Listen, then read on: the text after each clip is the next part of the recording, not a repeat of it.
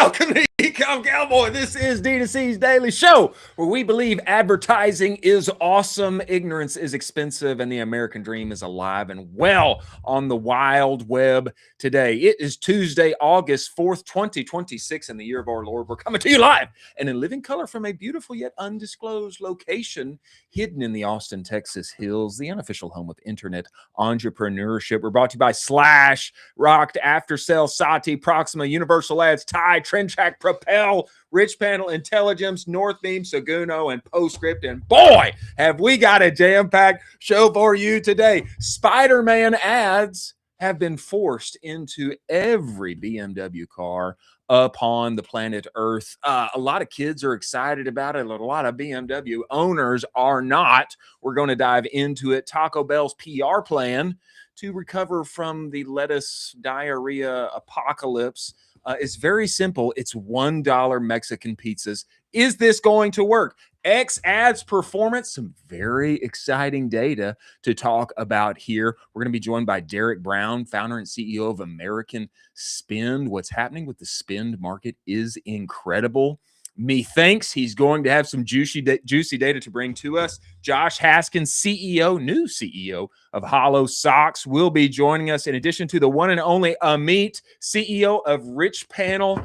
Methinks that TJ Bongiorno, not Bongiorno, who says that? Bongiorno, founder of the Outgoing Company, will be up here at front of show to join us. As always, I'm joined by my partner in crime, Colin Dougherty. Colin Dougherty, get in here!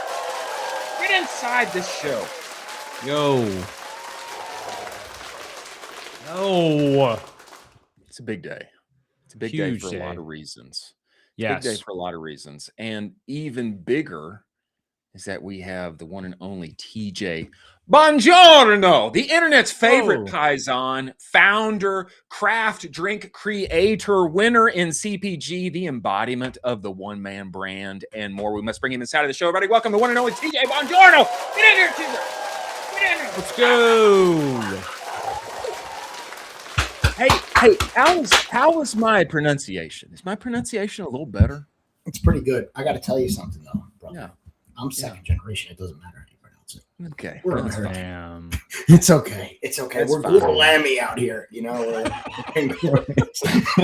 hey, top story here. There's like some crazy stuff that came out on the timeline about you building some SaaS and such, and some products. And more. Is that like public? This was like news for me when I saw it coming out from you. Well, it's as the LinkedIn folk like to say, we built it in stealth. But Beautiful. essentially, the very short version of it is I have a silent equity partner in the brand. He goes by Wi-Fi Money Guy, but his name is Andres. He's pretty well known on X. Yeah, great guy, fantastic human being. Like a year ago, I brought him in just to help with some marketing stuff. He's been with me since the beginning, coached me on a lot of this e-com stuff.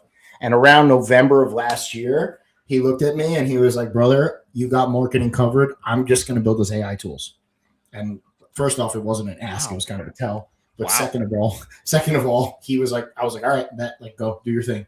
And essentially he built a tool, or it's a harness for agents that is making AI ads. So it is completely custom. It's not a wrapper. We use every single LLM that's available, the best one for the job. With one prompt, you can get a 1-minute video. My. With the copy, text, everything. We built it for us. This wasn't supposed to go to market.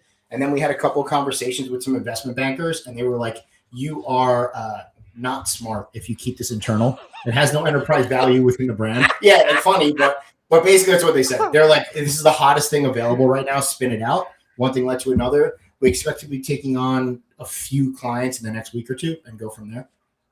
Crazy. Can we see a video?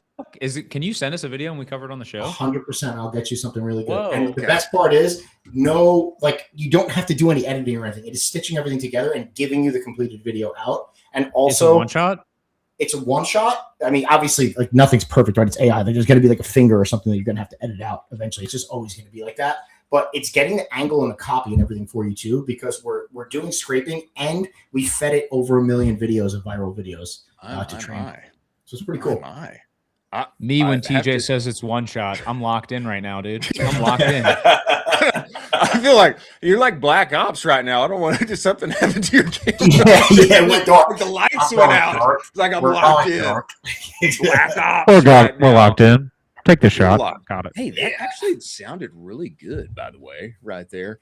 TJ, I always feel the best solutions, problems, tools, services, they were always developed to solve a problem that you have. And so I'm excited to see this. I think you need to bring us, let's see some one-shot creative. We can talk about it, spin it up here. Fair? We'll get some Ecomm Cowboy stuff going. How about that? Hey, how about that? Yes, let's go. I'll return the favor for having me on. That sounds great, my friend. Gentlemen, top story of the day. Spiderman ads shoved into every delightful, expensive, luxurious BMW car that can take it. This tweet surfaced to us by Josh Ellman, this news here. Of all the brands, I thought I might be bombarded with in-car ads on screen. Right when you start the engine, I had BMW pretty dang low on my list. This seems the opposite of luxury and performance. A retweet of sorts here, gentlemen, to show like what is the actual ad. I'd like to play this, producer Jack, because I feel like our audience needs to see this. Just play this thing for us quickly, and then we can all see what's taking place here. What is this? Like, surprise! Spider-Man just dropped into your Beamer. That's sick. Honestly, it's looking pretty sick. Also, he clicked into that. It didn't like autoplay. Fair. He did click into it. Colin, I think Spider-Man opened up like biggest weekend ever or something, right? Already passed $1 billion. Already passed a billy. Yeah, budget was Looks 200 pretty million. sick. Okay. Yeah. Oh, It looks pretty sick. Next here, but gentlemen, the timeline is not happy. Okay. This comment from Plant Daddy, Kevin Espiritu. He said, seems like they shouldn't be able to pipe ads into a car you own. Call me crazy. I see his point there. Kazan JY had this to say, remember when U2 shoved an album down the throat of every iPhone and iPod? I do. But also, I did kind of think it was cool to get a free U2 album. Anyway, the discourse on Twitter is very much against this. Colin Dougherty, we start with you. Your thoughts on the Spider-Man ad inside of the BMW car. Is this bad? Is it good? Is it left? Is it right? What do you make of this? I love it. Let me buy ad space inside of BMWs, Rivians, Teslas. Give me that ad inventory. I find it weird that people are like, oh, this is crazy. This is so intrusive. It's like not that intrusive. He like clicked into it. It's not like it's auto playing and covering your maps as you're trying to go to a destination. I love this. I think we should see more of this. I also appreciate the fact that the ad was super high quality and well done. And you got to see like Spider-Man like spinning around inside of your BMW is kind of cool. I want to see like well-placed, well-made ads within, and I'll be fine with it. If they're bad ads, I don't like it. But if they're really nice, I'm a fan of it. TJ, your thoughts on this, sir? I think that's a solid take. I was laughing to myself because my immediate thought was like, so what is like a billboard invasive as well? Like, oh my yeah. God. I mean, like, I don't want to see another person. No personal injury lawyers.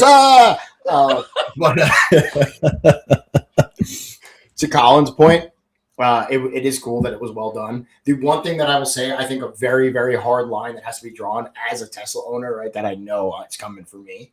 As long as it doesn't make me have to wait to watch an ad to do anything with the car. Like if I'm going to back up and I have to watch a 6-second Spider-Man ad before I can back up and see my camera. Oh my gosh. That's fair. That's fair. That's fair. Yeah. I would lose my mind. Yes. So as long as the user interface makes you have to click it and decide, I'm in. That's I agree with that. Gentlemen, my eyes are hurting because I'm just too wealthy to see ads. I'm just too wealthy to see any ads. My eyes are they hurt right now. I think this is awesome. I think it's awesome. Okay. And let me say this, like if my kids are with me in my car and Spider-Man pops up, I'm like coolest dad ever. Okay. Yeah, true. Spider-Man is alive, and then I'll lean into it. Yeah, that's right, kids. Spider-Man lives inside the car. He's in the screen. He's inside of there. Files are in the computer. Yeah, exactly. They're in the computer. Oh my gosh. That's a great reference. You know, they click the thing. Okay. It's like special banner. Hey, click the thing. Watch the thing. Kind of cool. Yeah. Okay. Kids are going to love it. Okay. Ads are everywhere all the time. I start every show saying ads are not bad. Advertising is awesome. And I don't think it's a bad thing for BMW, incredibly winsome brand, to be tied to like the highest grossing opening weekend movie ever, like over $1 billion. Awesome. In opening weekend. Like, is that a bad brand move to play? I don't think so. Like, how many other cars have Spider-Man swinging around on their screen? I think it's cool. I think it's a great move for them. Not far enough. Not far enough. Maybe not far enough. Go for it. I'm dead serious. This should have ended with a call to action where you could have watched the 2 previous Spider-Man movies right there in your car at that time to get you ready for Brand New Day. And I want to be locked in watching No Way Home and just rocking and rolling in my BMW. What about like some CTA for some tickets? Like buy some tickets near you right now, or like IMAX 70 millimeter, whatever. You know, like or some kind of giveaway. Maybe giveaway makes it. You know, I don't know. Maybe I'm not gonna lie. Brow. I saw, maybe I'm a BMW owner.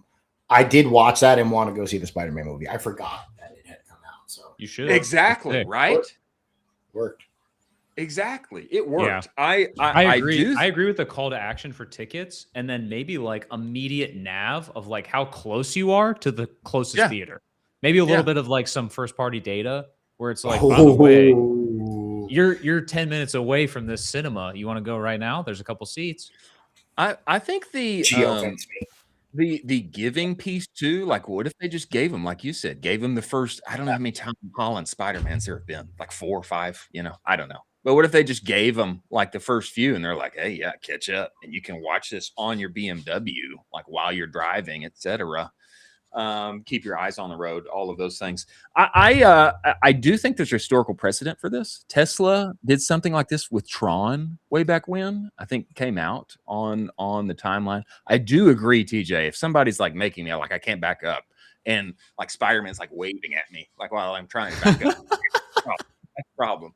But to me, this feels like a cool exclusive experience where Spider-Man is like swinging around inside of my car that my kids are going to hype me up for, and I'm going to feel great about. So I like it. I'm a fan. I'm a big yay. Wait, where did my?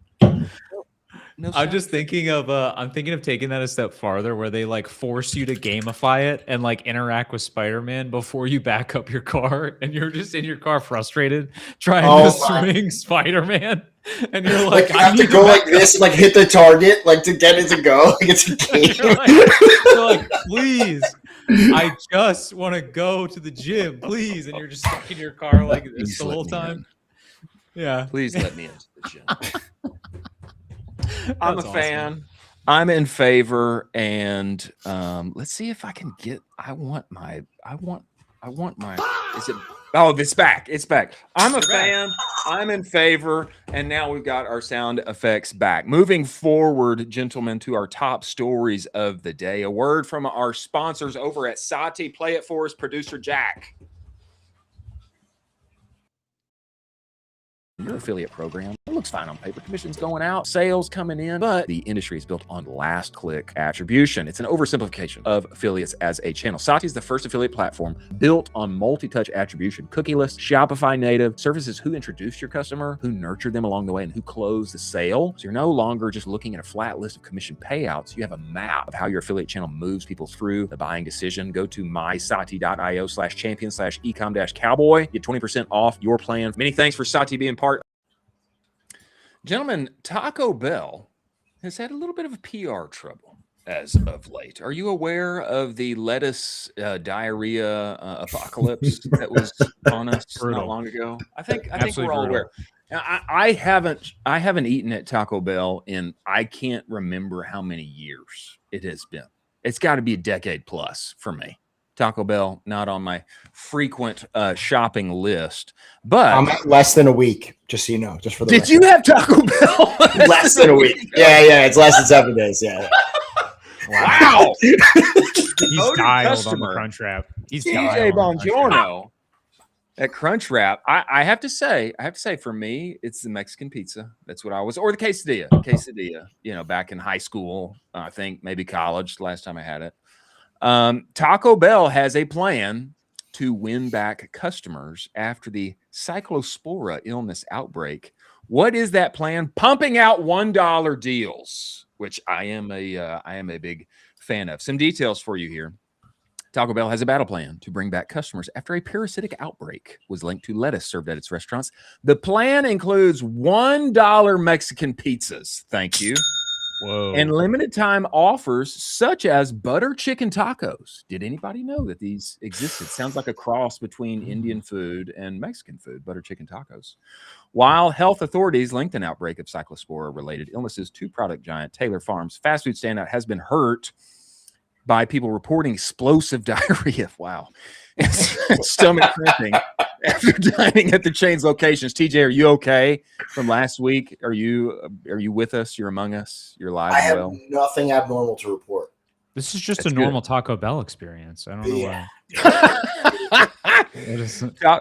Taco Bell's store sales were down 2% in the current quarter from mid-June through July 27. The company said sales were at their worst the weekend of July 18th and have improved since. Shares in Yum Brands have gained more than 3% in Thursday's trading. The brand has seen a meaningful near-term sales impact. Chris Turn, chief executive of Yum Brands, said, in addition to other deep discounts directing them to loyalty members using the chain's app, Mexican pizzas for $1 instead of the regular prices of about $5 to $7. Enchiladas, fusion of an enchilada and burrito, big fan of those, typically going for around $4, were also offered for $1 on Tuesday last week. They're going to continue doing this with Tuesday drops, regular promotions, latest deals, etc. TJ Bongiorno, we start with you. Is this enough to help Taco Bell in their efforts to recover their brand equity and hopefully meaningful sales as well?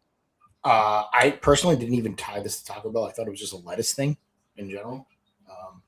My wife and I went to Chipotle while this was going on, and we were definitely sans lettuce on our bowls. However, my main point on this is I think already by the time we're reading this article, everyone's forgotten about it. Personally, like if we weren't talking about it today, I wouldn't even have thought about the lettuce thing. It's gone. The news cycle's too fast. So, like, is this enough? Yeah, of course it's enough. I don't think any permanent damage was done. But also, as I always say, what do I know? Well, I think it's a fair deal. I mean, I think that's a fair point. It's like, who even remembers that this happened? I mean, I didn't get diarrhea. Maybe if I got diarrhea, I got explosive diarrhea. Maybe I would remember. If you were doing the waddle to the bathroom, like if you had to do the walk, you would remember.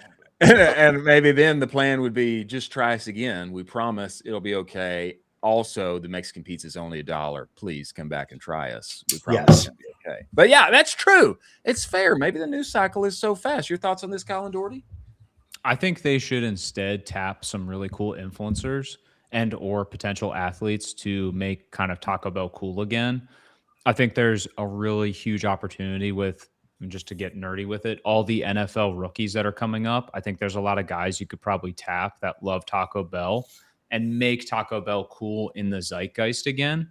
That would probably be my play here, and not to heavily discount the brand to try to win back and earn people back.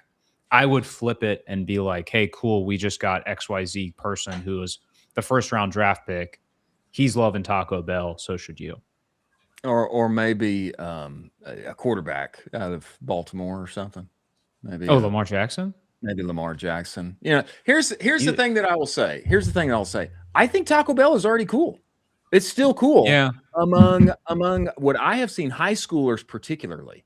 High schoolers going in there, hanging out, getting the deals, the Mountain Dew, whatever neon yellow thing that's coming out of the cup. Whatever, it seems like it's still cool with a certain piece of the population. It's just not maybe not enough. Maybe they would like more. I mean, TJ's going there every week, it seems like.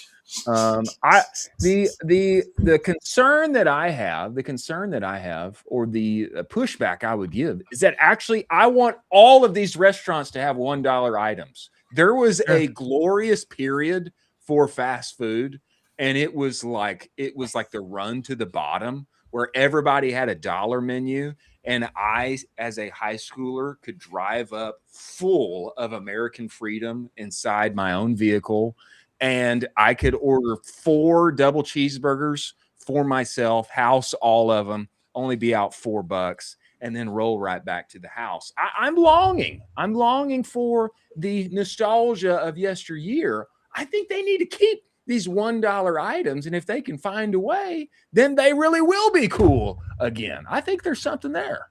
Yes. Wendy's used to have the 4 for $4. What exactly? 4 for $4? 4 for $4. Yeah. Tell Chipotle about $1 items. Let's have that thing again. We can't even get extra meat for $1. We can't. We can't even get half a spoon. Chipotle is like the, they're like the middle class of fast restaurants. Qdoba's better. I don't know about Qdoba. Does that even exist anymore? It's a wild. Qdoba's better. Qdoba's so better because the case. I defended this. It was better, as in maybe it doesn't exist anymore. Yeah, they're around. What are you talking about? Maybe we're never seen them. Never seen them. Let's do a quick search. Let's do a quick search on how popular Qdoba is right now. Oh, geez. Yeah, I couldn't pull up anything. Gosh. But it's a fair, assertion, and we'll look into it. Producer Jack, write this down. I think my takeaway here is maybe everybody's already forgotten. We shall see. Yep. Gentlemen, a heartbreaking story. Are you aware of Molson Hart? TJ, do you know who Molson Hart is? Brain flakes. I bought some brain flakes for my son. Exactly. Let's go. Molson Hart and his Amazon account are back in a little bit of hot water. Molson has been very vocal in, standing up to authority over there on the side of Amazon. He had this to say this morning. Yeah, this was this morning. Hey, Amazon seller help Amazon business. Our Amazon business account got suspended. We appealed.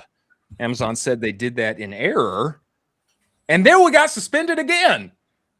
It's a problem because many of our team cannot log into Seller Central. We have paid Amazon about $20 million plus. Oh my gosh. We tried returning a $350 Amazon Warehouse Deals computer.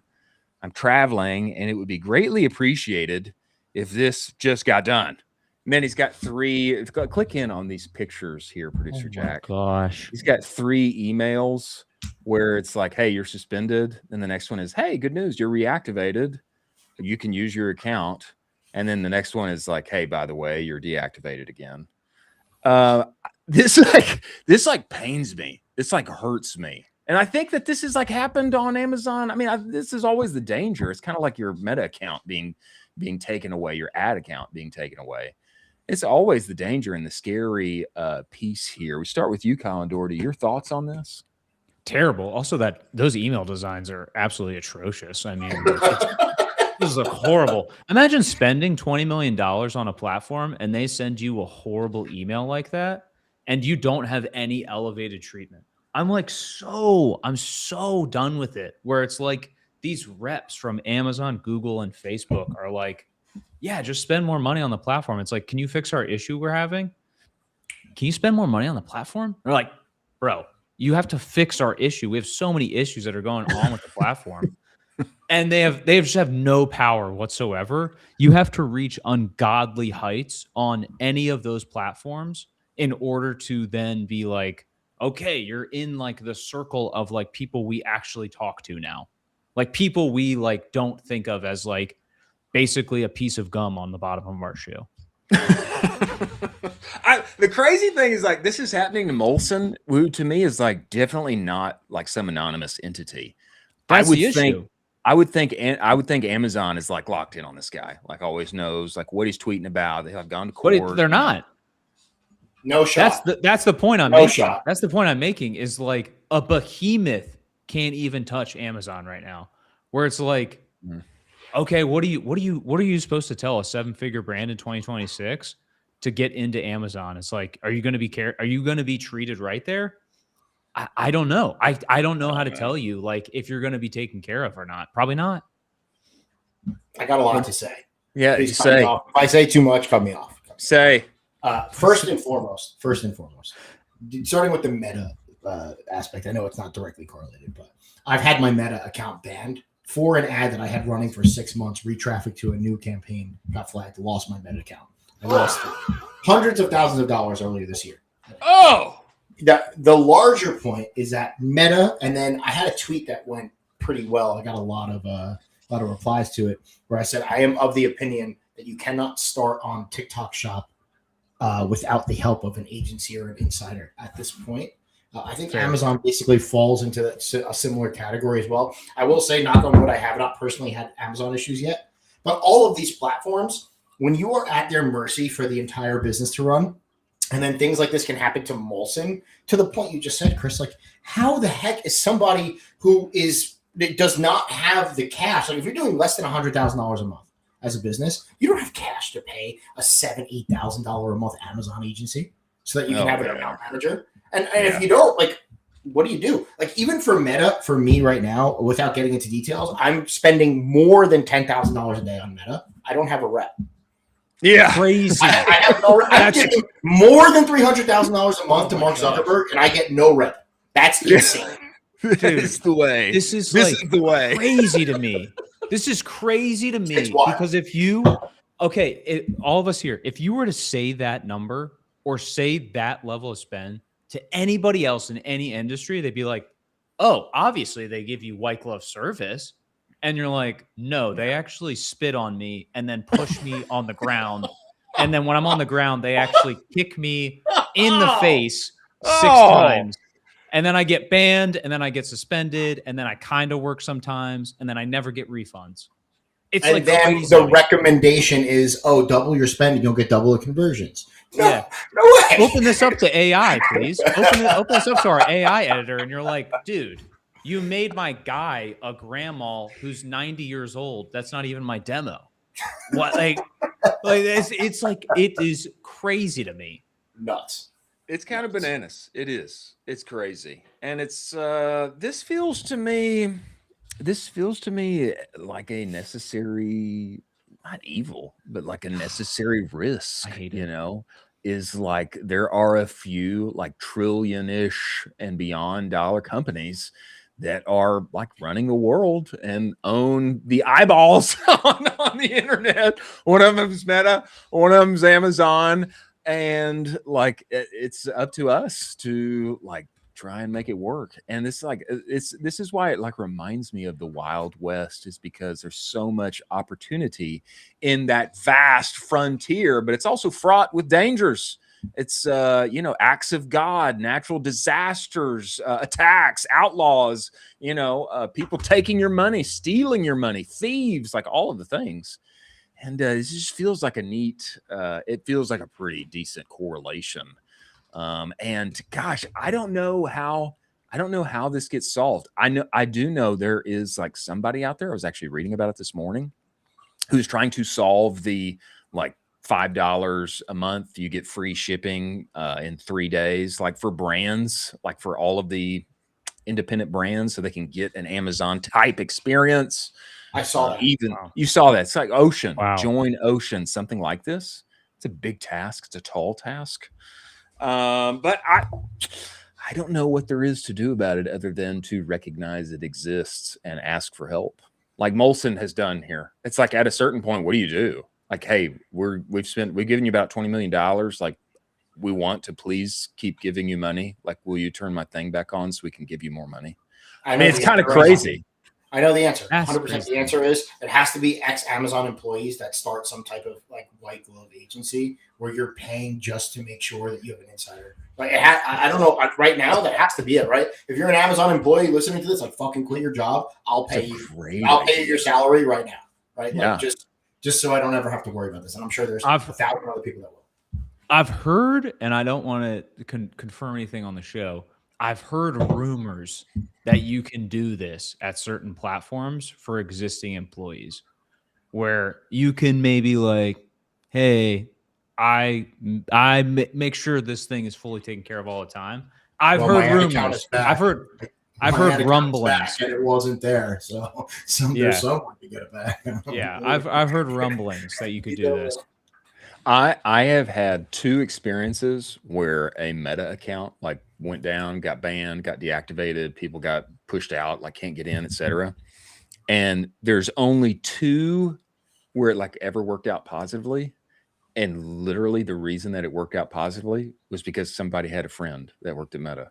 Like it's that simple. It's like that. It's literally that simple. Like, dude, all the chat bots, like all of the systems, like no help. And then literally just an email to somebody in-house is like, hey, could you help on this? And it's like, oh yeah, no problem. Yeah. I had my when I was running Camskins, I had my Google account suspended for like an ad we did. And I remember for a week, I added as many people on Google as I physically could every single day on LinkedIn, and then messaged every single one of them if they could help me. And then one developer guy finally responded and helped me. And he was like, I fixed this. You should be good now. And I was like, thank you, dude. Let's go, dev guy. Huge. The last comment I will throw on this, and then we can move on, is my friends that I always like to speak of at Knobs. They know they are the #1 toothpaste on TikTok shop. They crush it. Calvin, the CEO, has done an incredible job of just getting focusing his eye of Sauron on the platform of TikTok shop. Like he knows every single aspect of it. He goes to every event. He goes and meets people in person. He shakes hands. He knows the head of his, the beauty or whatever section of TikTok shop they're in, because he prevents all of this from happening now. He's got people on text. He's got email. He's got everything that it works. Yeah, it's probably, if you want to talk about like a really good way to use your time, if you are doing, if you're an 8-figure plus brand, like whatever platform you have a lot of revenue on, you should do that with, most likely. Yeah. Smart. It's crazy. Producer Jack, I have sent you a story. I want to skip our last story. And especially as we're running out of time, this is a little tinfoil hat. Okay. This is a little tinfoil hat. I love that. I just want to bring it up. Because perhaps there's a little breaking news among us. Okay. I was scrolling the feed. Actually, before we do that, let me do this. Breaking news. Perhaps a little breaking news here. Okay. This is from Sean Frank, the one and only Sean Frank. Can you zoom in on his? Oh, I want to read. No, wait. I want to read. I want to read the tweet here. I want to read the tweet. Okay, just turned down an all-cash offer to buy Ridge. Love Hexclad. Our teams are close. Did a little lunch. Blah blah blah. This is like one of Sean's like classic like funny posts. Okay, it's funny. He's smart and like everybody loves him. Okay, what I find a little more interesting. Okay, scroll down, Producer Jack, and click on this photo. Okay, do you see what's happening in the background here on this photo? TJ? What is it? Colin? Okay. Go back to the original tweet. Producer Jack. I want people to see the thing, and then we see the close up here. So we're Easter egg. Scroll down. Here, huh? I think that's what I'm putting forth here. I think there may be an Easter egg here that's taking place. Okay, we've got Hexclad, we've got Ridge taking the photo. Sean's got like more funny comments about the green lines and all the things. Okay. But in the background on the TV, I think there's a little Easter egg that is hidden here and maybe a little breaking news. Okay. Now zoom in, Producer Jack, show us the zoom in so that the boys can see what we're looking at here. Finally on screen here is a little, okay. You see this? A little script. Email. I see script at the bottom left. See script. It looks very much like postscript. I'm just saying. Email. If PostScript is going into email, that's interesting. It's a big deal. That is huge. I don't think Klaviyo is shaking right now. I don't think they have been very friendly with Klaviyo for like years and years. And people are always talking. Somebody's got to dethrone Klaviyo. All of the things. if there's like a little Easter egg here, then that could be very interesting to see play out. Inside What a find by you. What a find. That's why I'm terminally online. What can I say? Go ahead, Colin. I was going to say, can you go through the comments on? Go back to the tweet. Because we found this through. There's some comments here about it. Also, the comments are hilarious. Oh, there you go, Cody. What are you guys watching? There's a call out. Cody's on it. Interesting. There's our boy Sahil. Let's go. Dropping some news on screen. Eli. Yeah, I mean, folks are noticing a bit on what's going on back there. That's hilarious. I think there's a little. I think there's something happening here. I think there's something happening that we all should be aware of and watch. Forgot my briefcase. What do you got in there? Crackers. Oh, that's Sean. Oh, I thought that was Seinfeld. Anyway, I think there's something to watch here, something to take note of, and perhaps there will be more that will come out here on the timeline. Breaking news? ? We shall see. We shall see. TJ Bongiorno, we appreciate you joining us, my friend, here at the front of show. Anything happening with the Yaps? Anything happening? Outgoing company? Actually, a story I skipped. I actually included it because I saw it and thought of you. People are mailing in samples now to acquire customers. They're just attaching a little sachet inside of an envelope. It actually made me think of you. But anything going on with the Yaps and such that we should go check out, buy, consume, etc.? First and foremost, thank you for having me. I love doing this. Of course. One of the best to ever do what you just talked about, Element. They sent out their canned beverage to everybody who was subscribed when they launched it. Yeah, that was like one of the 6 months. I remember getting the package, and everyone was like posting the package that they got a PR box. Genius move. They crushed it with that. And then the last comment, Orange Yapper. The line is running Friday, so as soon as back, let's go, baby. And the new, I redid the labels a little bit for retail, add a little more copy and whatnot. But that'll be in about a week from Friday. Should be ready to go. Let's go. Boom. You'll have some. It'll be in your mailbox. Don't you worry, friends. Incredible. Incredible. Yes. I may not shotgun this one because of my epic fail last time on shotgun. Honestly, I think you need to redeem yourself. I probably do. Run it back. I need to try to redeem myself. You guys are the best. Thank you. We appreciate you coming, TJ. We look forward to having you back. Thank you, brother. See ya. Appreciate you, man.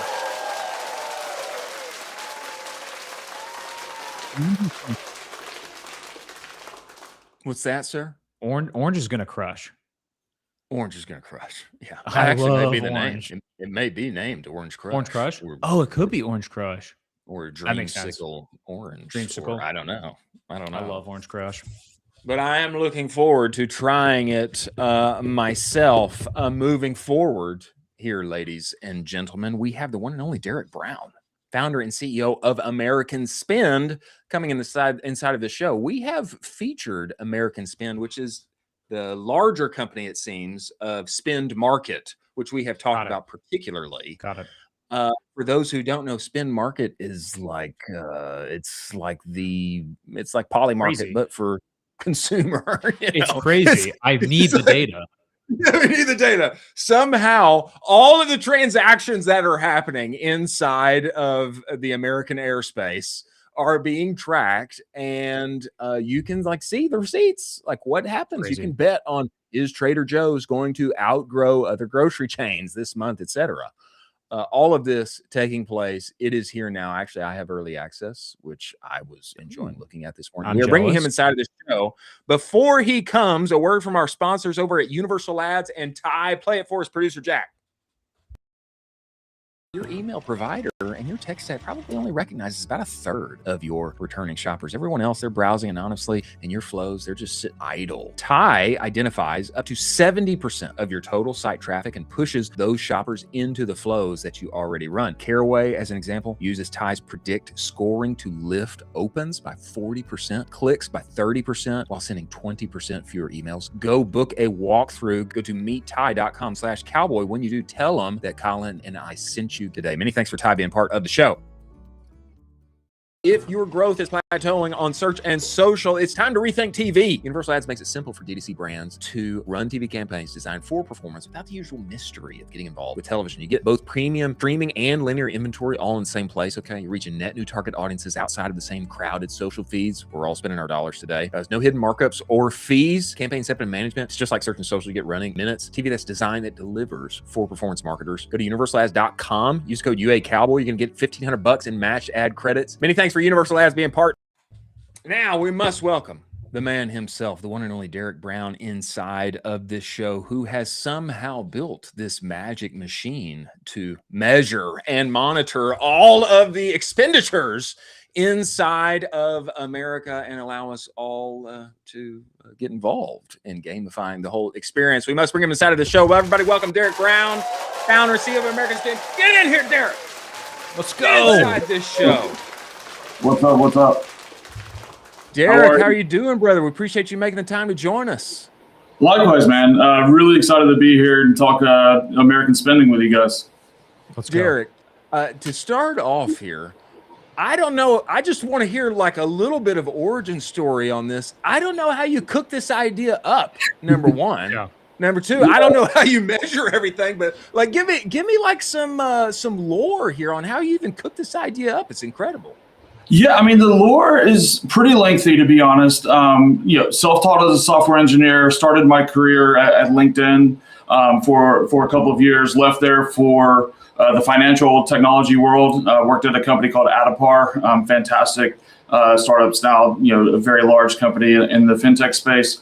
And then I joined the startup world after that career. The first startup I was at was probably the most relevant here. Number one, we were building kind of a consumer finance app for the next generation. So think like mint.com or whatever. Yeah. But through that data, learned like, hey, we were only in New York at the time. We have a pretty good idea of what's happening in New York's economy. And so we actually used that data. We partnered with like small businesses, merchants, coffee houses, bookstores, et cetera, to drive deals to consumers based on actual data, on actual spending.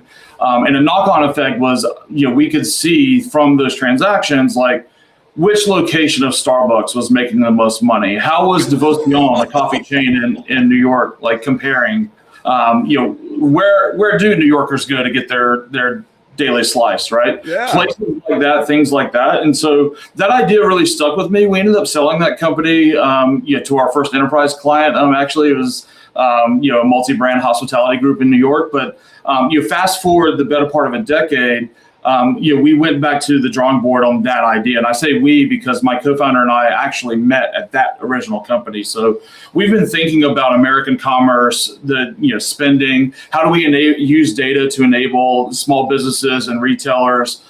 We've been thinking about this problem set for the better part of a decade. And it just so happens that an information market akin to cost share polymarket is a really, really good use case and demo for the types of questions that this data can actually answer.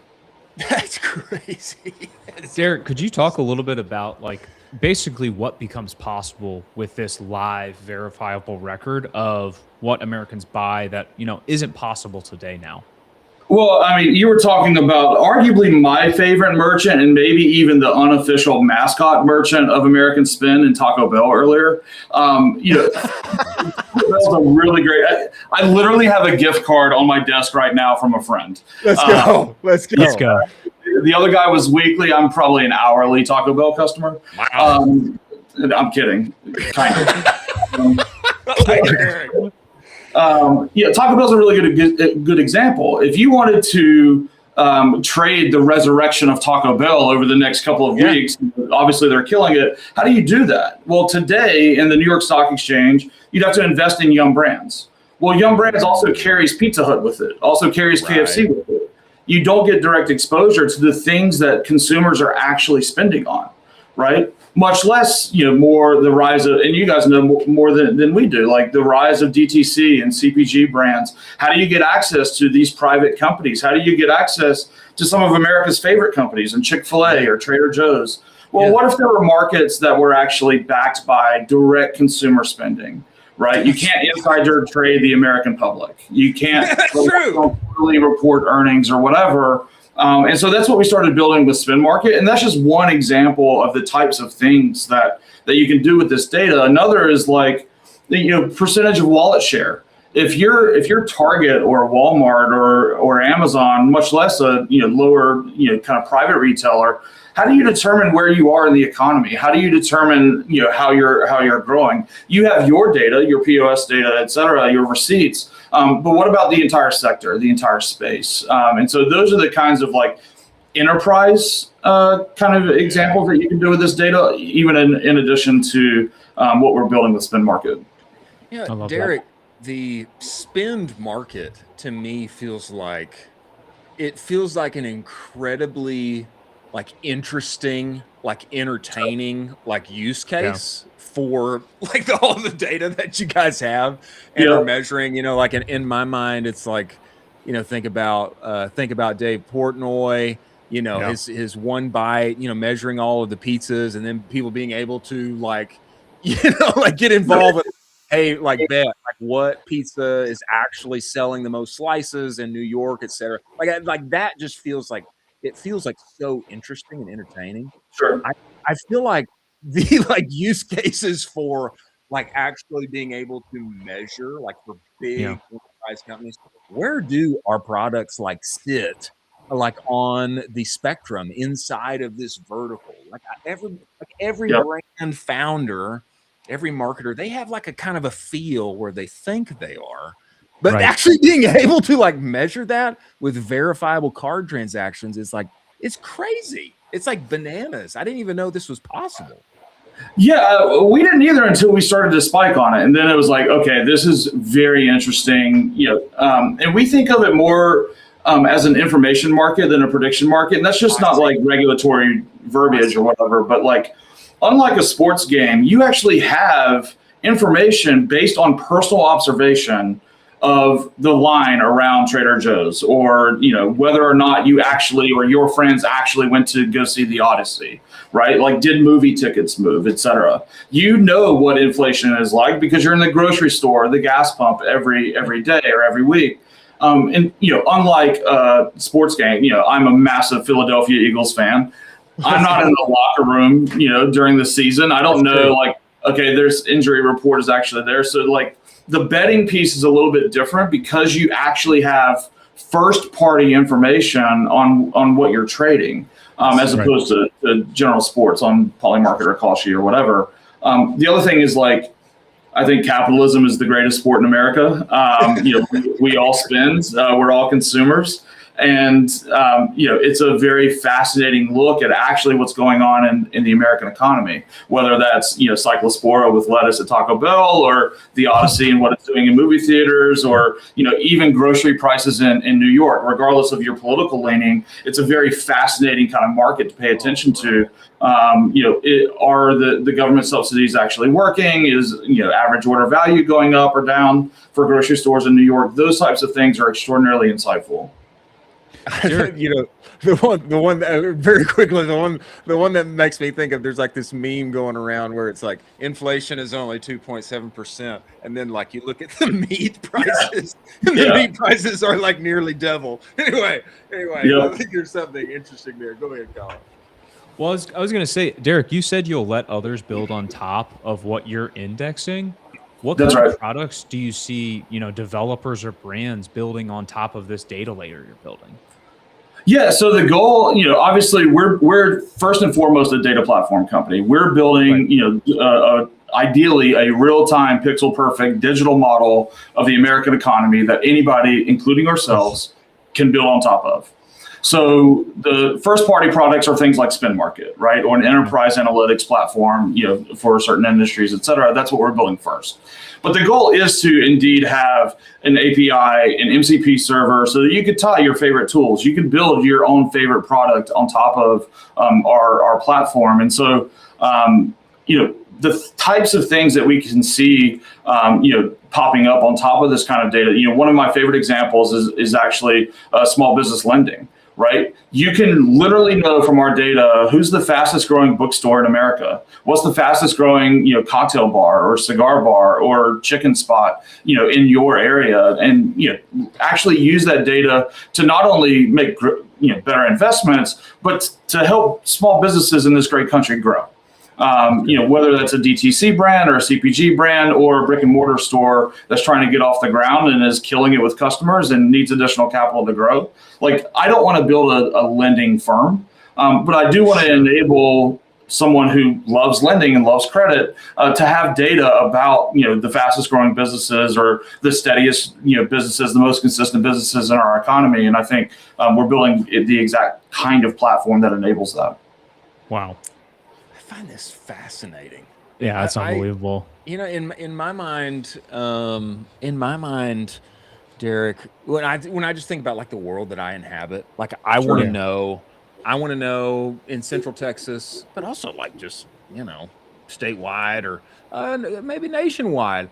I want to know, like, hey, what protein bars are having like the most sell through in Costco? That's because I'm always there and I'm seeing them all. And some of them we have on the show, like Will Nitzy over at IQ Bar, absolutely, et cetera. Like that's like what comes to my mind just from an operator, marketer, consumer perspective. All this kind of stuff is verifiable, like knowable.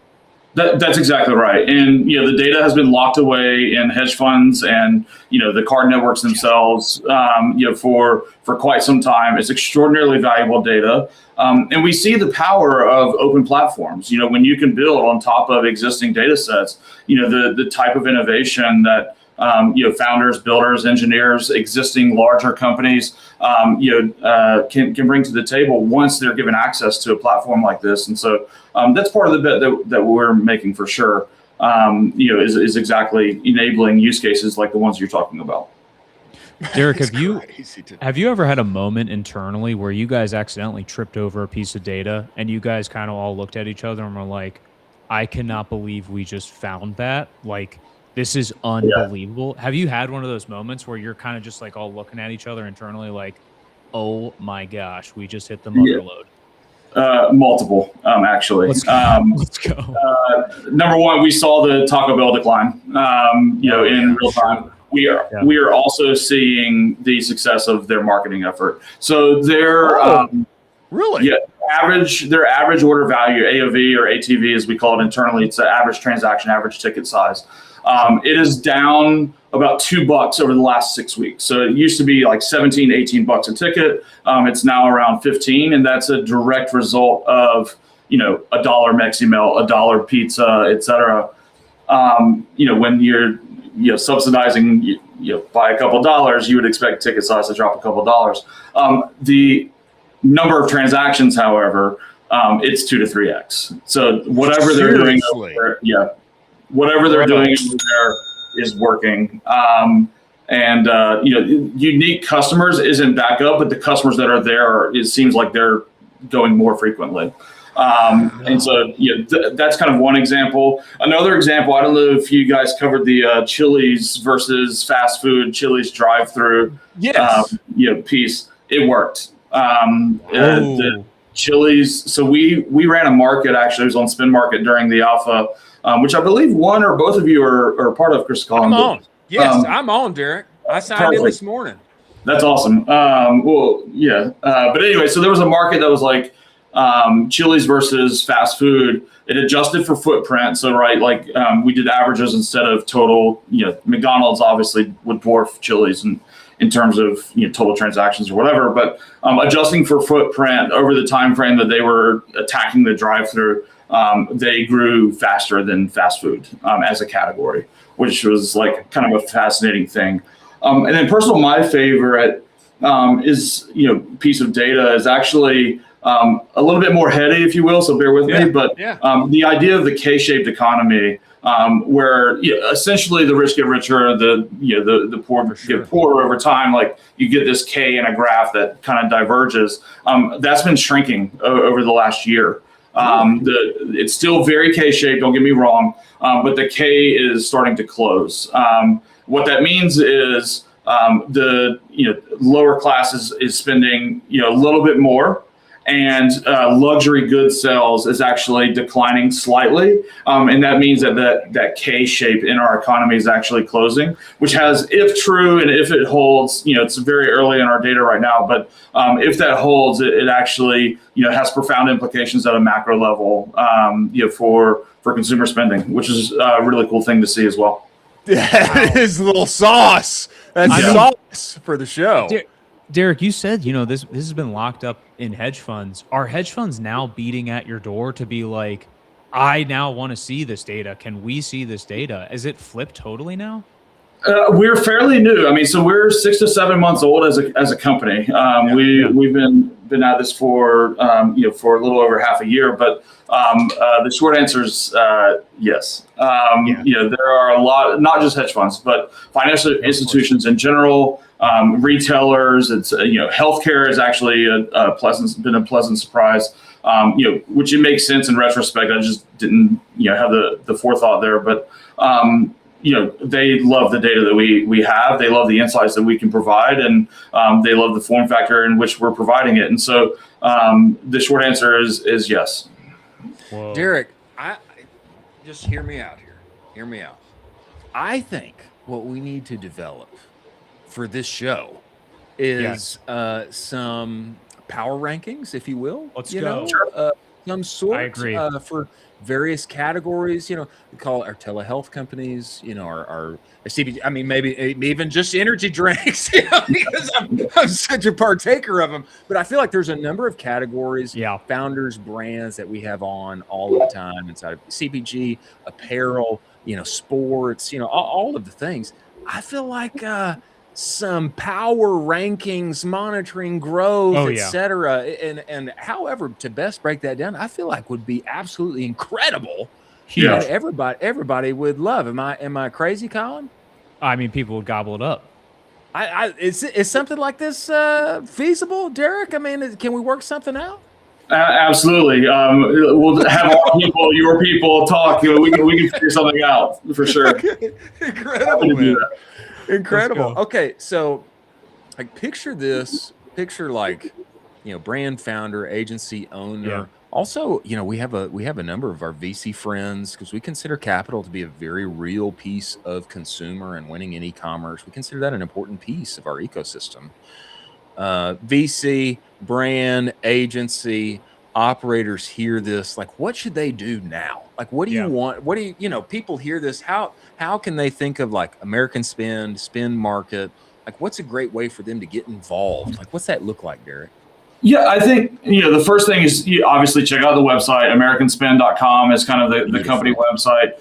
Spend.market is the first product from American Spend that's built on top of our data platform, which we call Revere, after Paul Revere. Let's go. But I love that. Spend Market is kind of the first product. It's in waitlist right now as we're in kind of that early adoption phase. We're working out some kinks before a much larger public launch. But American Spend, if you're interested in the data, the platform, working with us on an API or MCP layer, or if you have ideas for a product that you and your company would like to see, AmericanSpend.com is definitely the place to go. And obviously follow us on socials at American Spend on X, at Spend Market, also on X. Don't you think, Colin, like everybody and their mom is going to want to have this data, this information? Oh my gosh. I feel like this is, I hope so. Is like such a grand slam. It's like such a grand slam inside of consumer. 100%. Like you just spin it around whatever side you spin it around. Yeah. It's incredible, Derek. Well, man, hey, congrats to you and the team for like bringing this forth. I didn't even think like this kind of thing was possible.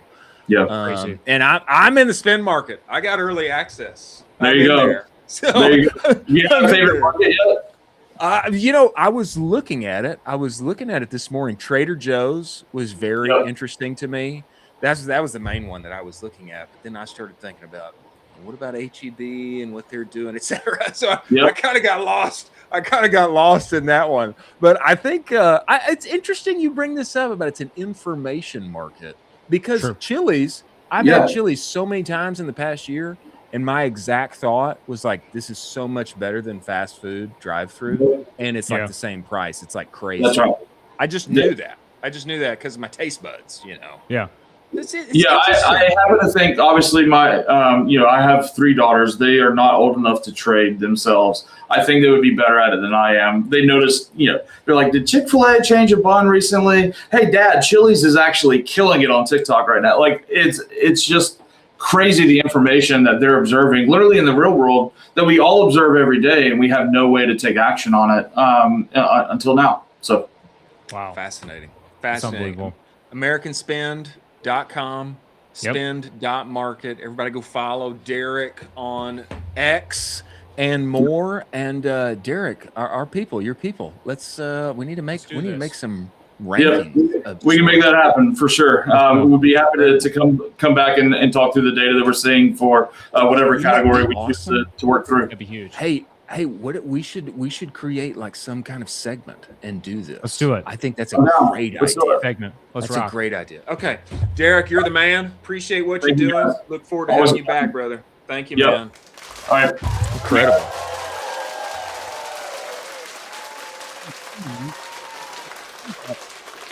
That they're seeing data from a story we're covering on the show this morning. Isn't that wild? That's like the crazy part. It's like, yeah, the marketing worked. And then now it's like, whoa. It's like the things that you and I are seeing every single day. That's like the data layer behind what we see every day, which is hilarious. It's like, hey, we have a feeling about this. Oh, there's a data layer behind it now. That's crazy. We need to like stitch these together somehow in a post. Yeah. Producer Jack, because what Derek just surfaced for us, like the marketing is working. Okay. Is crazy. Total costs down. Okay. That's significant. All right. Also, transactions up, but total unique persons still not recovered. It's so granular what he was going so through, granular, which is like, I'm like, this is crazy. And then when he was talking about lending, I totally got it. I was like, that makes total sense. Imagine also if you could do, this was me like while we were talking about that, but I didn't really want to bring it up. But like you could do all of the transactional data around a specific, call it like a shopping center for the past year to see if it's trending up or down, to see if you actually want to put in a coffee shop inside of there, or you want to put in XYZ new thing there. Now you have full spending data to see if that makes sense feasibly as an investment. That's crazy. It's crazy, right? It's like kind of wild to think about that. It's crazy. So info that I would want to know. I'd want to know like a apparel. I want to have some kind of category in apparel, like the cuts of the world. Okay, the builts of the world. We would also need an Austin, Texas one. We need an Austin, Texas one for funsies. Austin, Texas specific. For funsies, yeah. We need an Austin, Texas one for funsies. For vibes. I also want to know, just because it's interesting to me, like in the supplement space, like I kind of want to know, like specifically in the like primal health, old school, the Heart and Soils of the world. I want to know like who's winning among them there. I do. I just kind of want to know that, just because, it's growing. Everybody's growing, but like who's number 1, who's number 3, who's number 5, I think there's something interesting there. And you know which one I want. I want to see telehealth data so bad. Yeah. I got to see what's going on with all of it. Yeah. Telehealth would be very interesting. Don't you think it'd be worthwhile to see like among the hydration powders, and there's been so much blow up about hydration. It's going and of course in the supplement space, there's the greens, there's the athletic greens, there's the grunes, there's the, I just feel like it would be interesting to explore all these and get some hard and fast categories. I bet we could come up with like we could also do 7 or 8 natural fiber versus polyfiber index. So you see like what is polyfiber? Like polyfiber for like the Lululemon stuff that is made up of your clothes. I see. And then the natural fiber clothes. And then you have the two comparisons on an index, like XY axis. And you have like a bunch of companies that are like polyfiber companies. So it's like Lulu, Aloe, and that's the polyfiber index. And then you have the natural companies where it's like all these different like natural companies, and you see how they're trending in comparison. You know what we should do with this? Like our store, like our top stores of the day. Like one of them was Taco Bell. Like we should like attach just data to it. We should just wire it up to American Spin and say like, oh my hey, gosh, what's going on with Taco Bell? You know, like, I don't know. Maybe we need like Derek to be our. We probably need Derek for that. Yeah. We probably need Derek to like translate for us. Like, let me speak to the data. Yeah. But I feel like having a data layer here on top of all the things that we're covering would be incredible. Yeah, imagine data layer on top of Spiderman and BMW, the top story we covered. Like, now you shoot in, BMW data, Spiderman data, all of that. I think that's really interesting. I don't know if would be any way to track frustration other than just, comments on X. Total CX tickets, maybe. Or consumer sentiment, like a meltwater. You could do a meltwater search lookup and then see consumer sentiment dip up or down. Fascinating. Let's go. I think everybody and their mom is going to be in the data that Derek has. It's kind of wild. Is like you could basically use that data as a validation tool for next brand you should launch and or supporting SKUs that you should launch. That's a great idea for your current brand, because you already have market data of like, this is a great fit right now. I need to launch this. That's interesting. And then, dude, even using that data as like part of your fundraising efforts. So it's like, great. Mm-hmm. We think we want to raise $3 million to add these SKUs. Here's the data to support that. Let's give us $3 million and let's go. Man, there's so many ways you can cut it. Yeah. I'm thinking about like being head of marketing at a growing brand. We're going to finally get into Dick's Sporting Goods. And it's like, who are my competitors there? How much do they make via Dick's Sporting Goods on a yearly basis? Yeah. How many stores are they in? And like being able to chart that out, saying, hey, we're going to get a first initial 20 store pilot. We can expect this much based on the SKUs we're going to have. I mean, there's just like so much to take away from there. Which are the best Dick's Sporting Goods that you should go into for that 20 store pilot? Great. And then they're like, do you want to choose? And you're like, actually, yeah, I do want to choose. I'm going to do these 20. And they're like, how'd you know to pick those 20? That's interesting. Yeah, I know because I know. I'm wired up. Yeah, I'm wired up. I'm wired up. I'm wired in to American Spin. Exactly. We have coming inside of this show, the one and only Josh Haskins, CEO of Hollow Socks. He is coming to us right now. Before he comes inside of here, a word from our sponsors over at Intelligems and Proxima AI. Play it for us, producer Jack.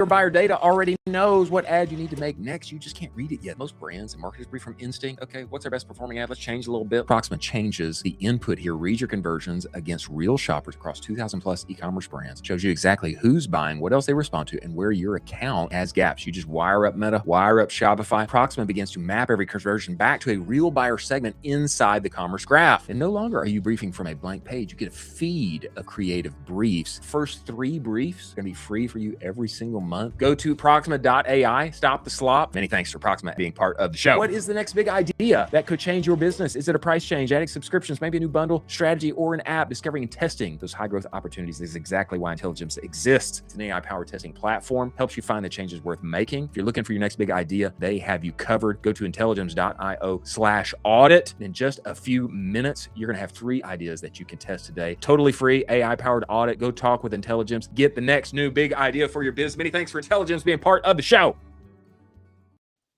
We have coming inside of this show right now, the one and only Josh Haskins, new CEO of Hollow Socks. Yeah, look at you. Look at you. Huh? Look at that. I can't hear you. My alpaca's too sick right now. I can't hear you. I got too much alpaca in my ear. I can't hear you. Too much alpaca. I think alpacas come from Peru. I think. Am I wrong about that? Is that Yeah, they do. llamas? Is it? Not Actually, sure. he would know. We should ask I'm him. not sure. I'm not sure if alpacas or llamas are different. But Josh, newly minted CEO over at Hollow Socks, we must bring him inside of this show. Everybody, welcome the one and only Josh Haskins. Get in here, Josh. Let's go. Get inside this show. Let's go. Cowboys. Love the sock Gosh. choice to begin with. If we could just hit a quick ad read in the beginning, if you guys hold those back up. Yeah, that's right. That's right. Ladies and gentlemen, don't you want alpacas on your feet? go. Yeah, you do. Because Yeah, you you're do. tired of having lame, tired dogs barking at you at the end of the day. If you're going to go on a run for 70 miles or stand up on your feet working hardcore blue collar all day long, you need to get some Hollow Socks, get them on your feet, and get ready to go throughout the day. Many thanks for Hollow being part of the show. Absolutely. Glad the Cowboys could get some socks Let's in. go. hand. Let's go. Josh, man, hey, first of all, congratulations. Congratulations. Hey, thanks so much. Congratulations to you. Yeah.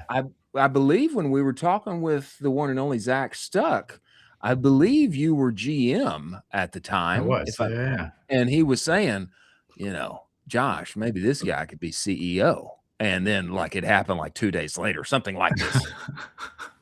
That's awesome. Yeah. Zach, King of Wisconsin. So yeah, he and I got connected. Wisconsin. He is. If you talk to anybody in and around Appleton, like the ecosystem he's built in D2C has just been incredible to watch. But yeah, I guess I did something right because he brought me on beginning of the year as GM. And I think honestly, Marsman becoming just the absolute moonshot also just helped him really be like, hey, there's something really promising here. Let's give Josh the reins and go do that. But hot off the press, I literally saw this as I was coming in. Did you guys see the Thorn update? You've been on air if you haven't, so I get to break news. Yeah. There you go. Wait, Josh. Yeah, the Thorn update. Crazy. Breaking news. What's the Thorn update? So the Thorn just got acquired by P&G for what, 3.8 billion.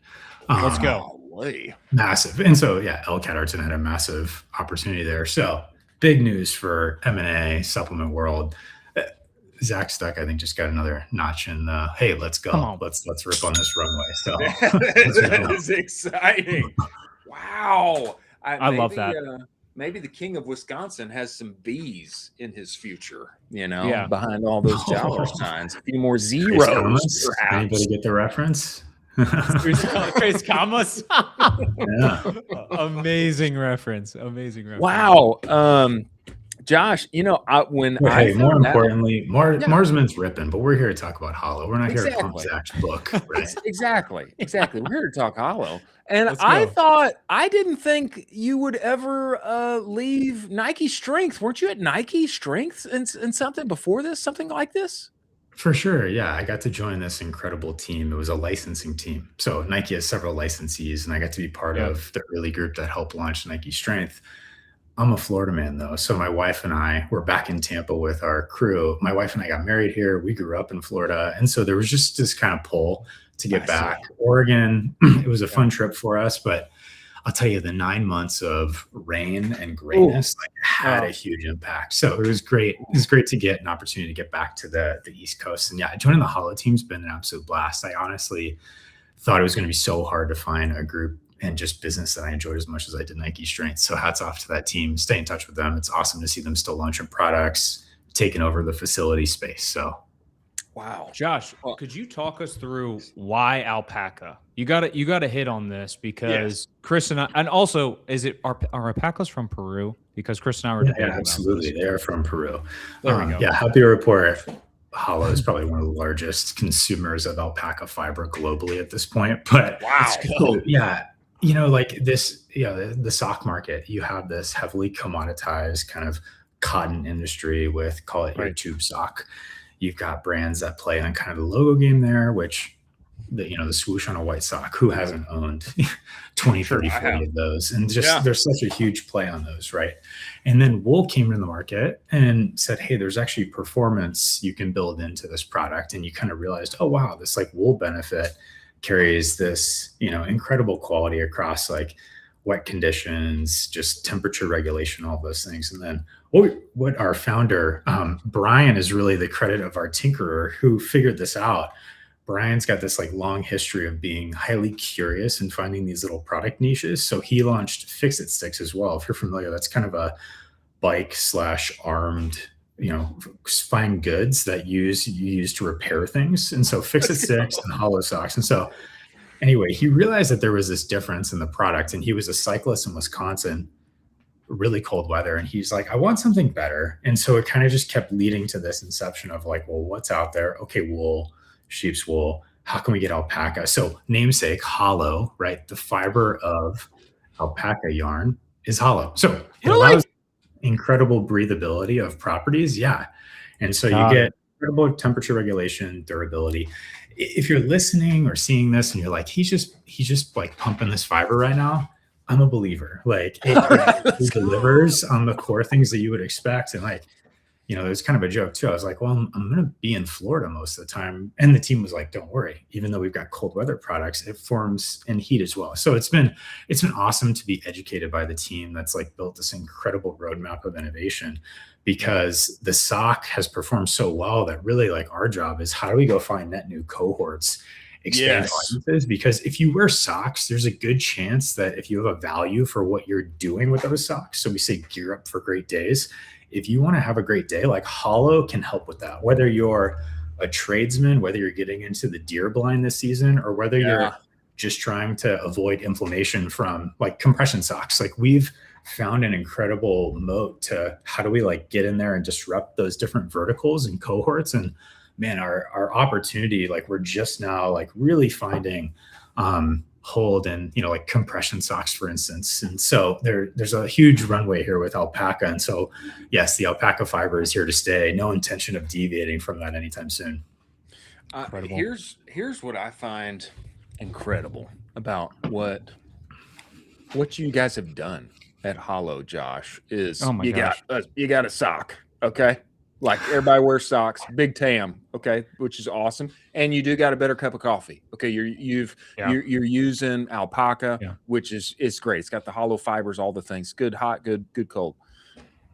What I find incredible is that you didn't just like find a winning ICP, like a winning cohort, and like develop a great product and then just like live there forever. Like that would have been my thought. When I first stumbled upon Hollow, I thought it was like the ultra marathon, like, I thought that's what it was.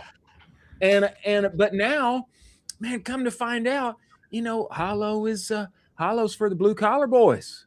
Hollow is for everybody who's getting in the deer stand in the Midwest and going to freeze their buns off while they do it. Hollow is for those who need compression socks that, for whatever reason, health issues, etc. And the way that you guys have like product developed, like to find winning niches and like continue to explore and grow Hollow, I find fascinating. I probably just would have stuck with marathon runners and lived there forever. But I think this is much to you and the team's credit.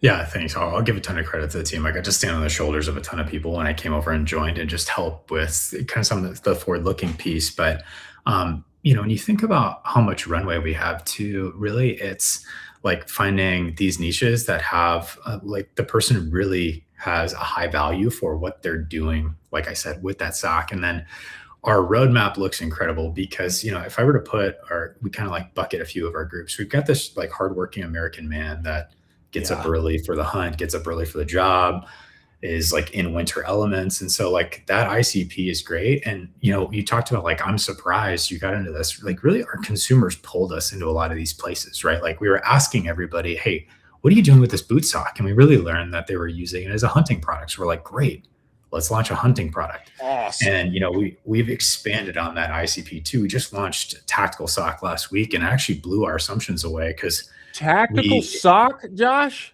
Yeah, tactical sock. Yeah. So for the operators, right? So we've got the hunter, let's go. We've got the guy sitting there. And so, we launched a tactical sock that's really durable for whether if you're rucking, anybody competing at like the tactical games, you're just at the range for the day because the hunt sock is really designed to keep you warm, But your mobility while hunting is fairly like it's like get to somewhere and then chill, right? Whereas tactical is very much on the move. So our product team, Christian, our head of product, did a phenomenal job. Like, hey, how do we iterate around this? And then something I'm really excited for is we've got a performance line coming out next month. So I guess you guys are hearing about it first. But again, like just expanding that opportunity. Yes, made in America too. Heard the eagle. Come on, double eagle. Let's go. Okay, Gosh. all right. Wait, I gotta squeeze this. You in. just you just exploded Chris's mind. You blew my mind away. Okay, you blew my mind away because like think of like number one, who knew that a tactical sock needed to exist? I didn't. Okay, but think about this. Do you remember? I know you guys remember like the best ad created of all time, the Zen ad when the jet is flying by and he's got they captured like the perfect shot. And he's got a Zen on top, okay, of his pilot whatever. He's driving this giant jet, and the ad is like equipping and powering the American warfighter, like something like this. Don't you think that would be incredible for Hollow? Like the Navy SEALs, like, getting up out of the water or whatever it is, the Army Rangers, it's like powering the American warfighter, something like that. But just, that's like crazy to me, Josh. Yeah. Well, hey, creative team. Previous 20 seconds clip. Let's see what you guys want to do with that. If we just want to steal the inspo right there from the cowboy himself, we can do it. Steal it. That's incredible, man. Wow. Josh, I mean, I got to talk with you a little bit about the last publicly reported numbers. You can correct me if I'm wrong on any of this, but you guys went from 8 million to 20 million to 47 million in 3 years. Just to do that alone is absolutely brutal. Just from an operation standpoint, I mean, what is breaking? Because you're basically more than doubling the business every single year. That's bananas. Yeah. So our growth team are savages first and foremost. So let's go. It's still pretty fresh. So you guys got to interview our CMO Max, who has been in the saddle, absolute OG, who has built Hollow from the ground up on the growth. And we just brought on a new head of growth, Travis, head of performance creative, Rob.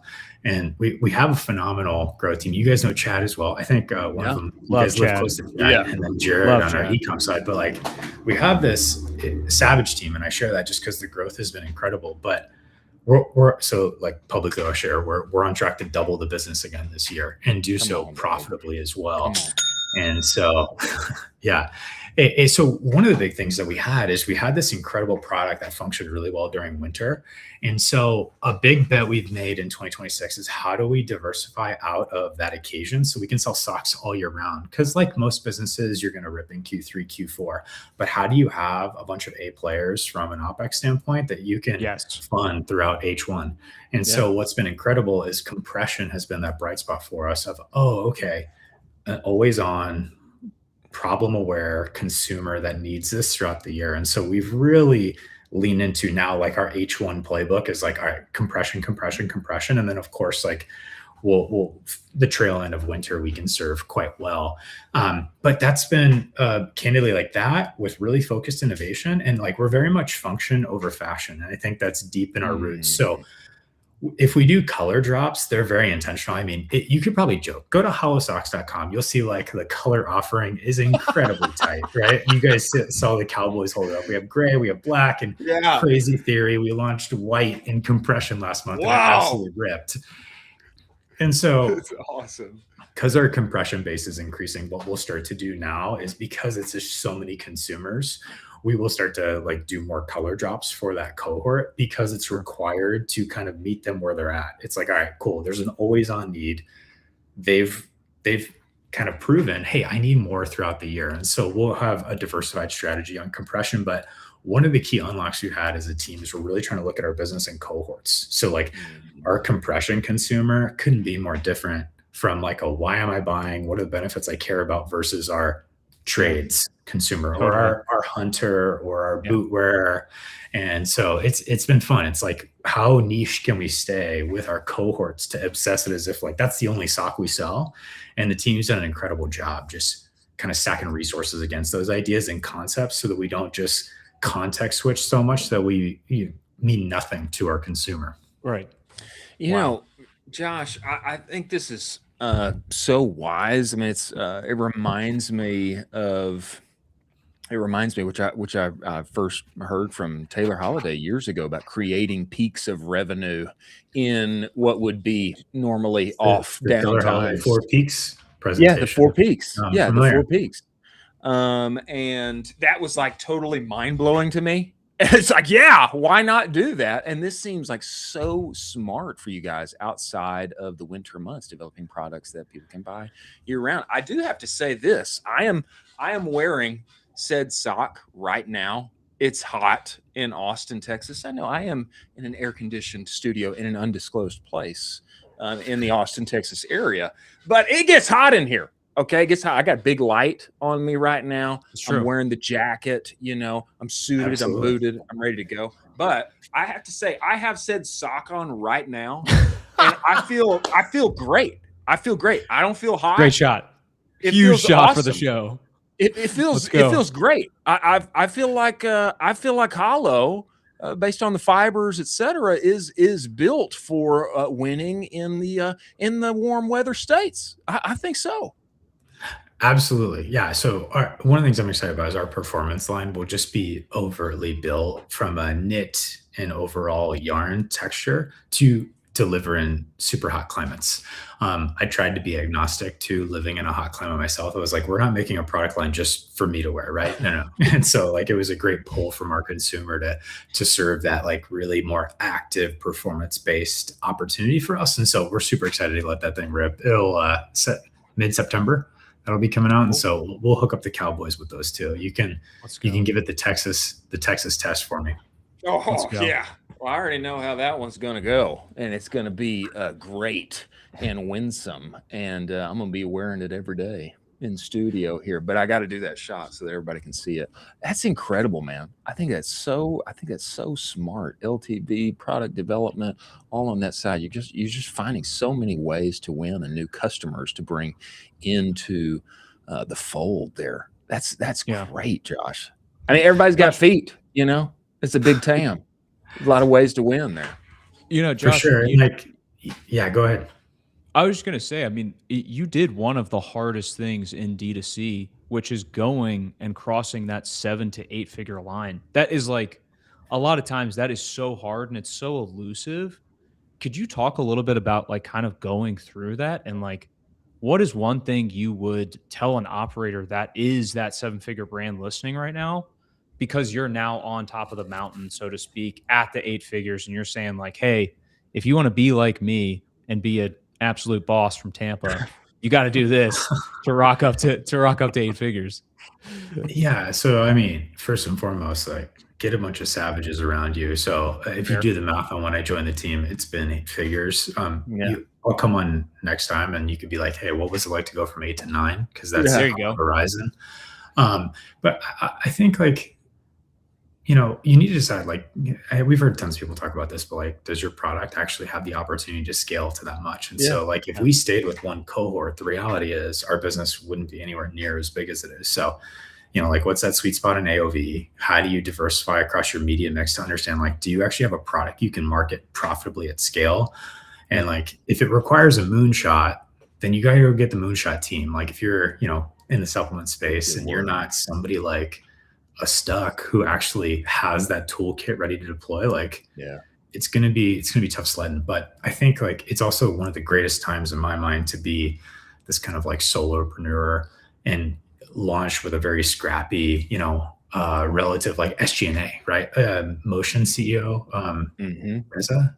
He had this like IC concept, and like Taylor's been talking about the profit for a long time. And like, there's this really interesting like push of like, hey, how do you maximize kind of revenue per person? I think that's probably one of the fastest ways like a 7-figure goes to 8-figure is like, how do you get really smart people as much resources as you can and just kind of like get out of their way?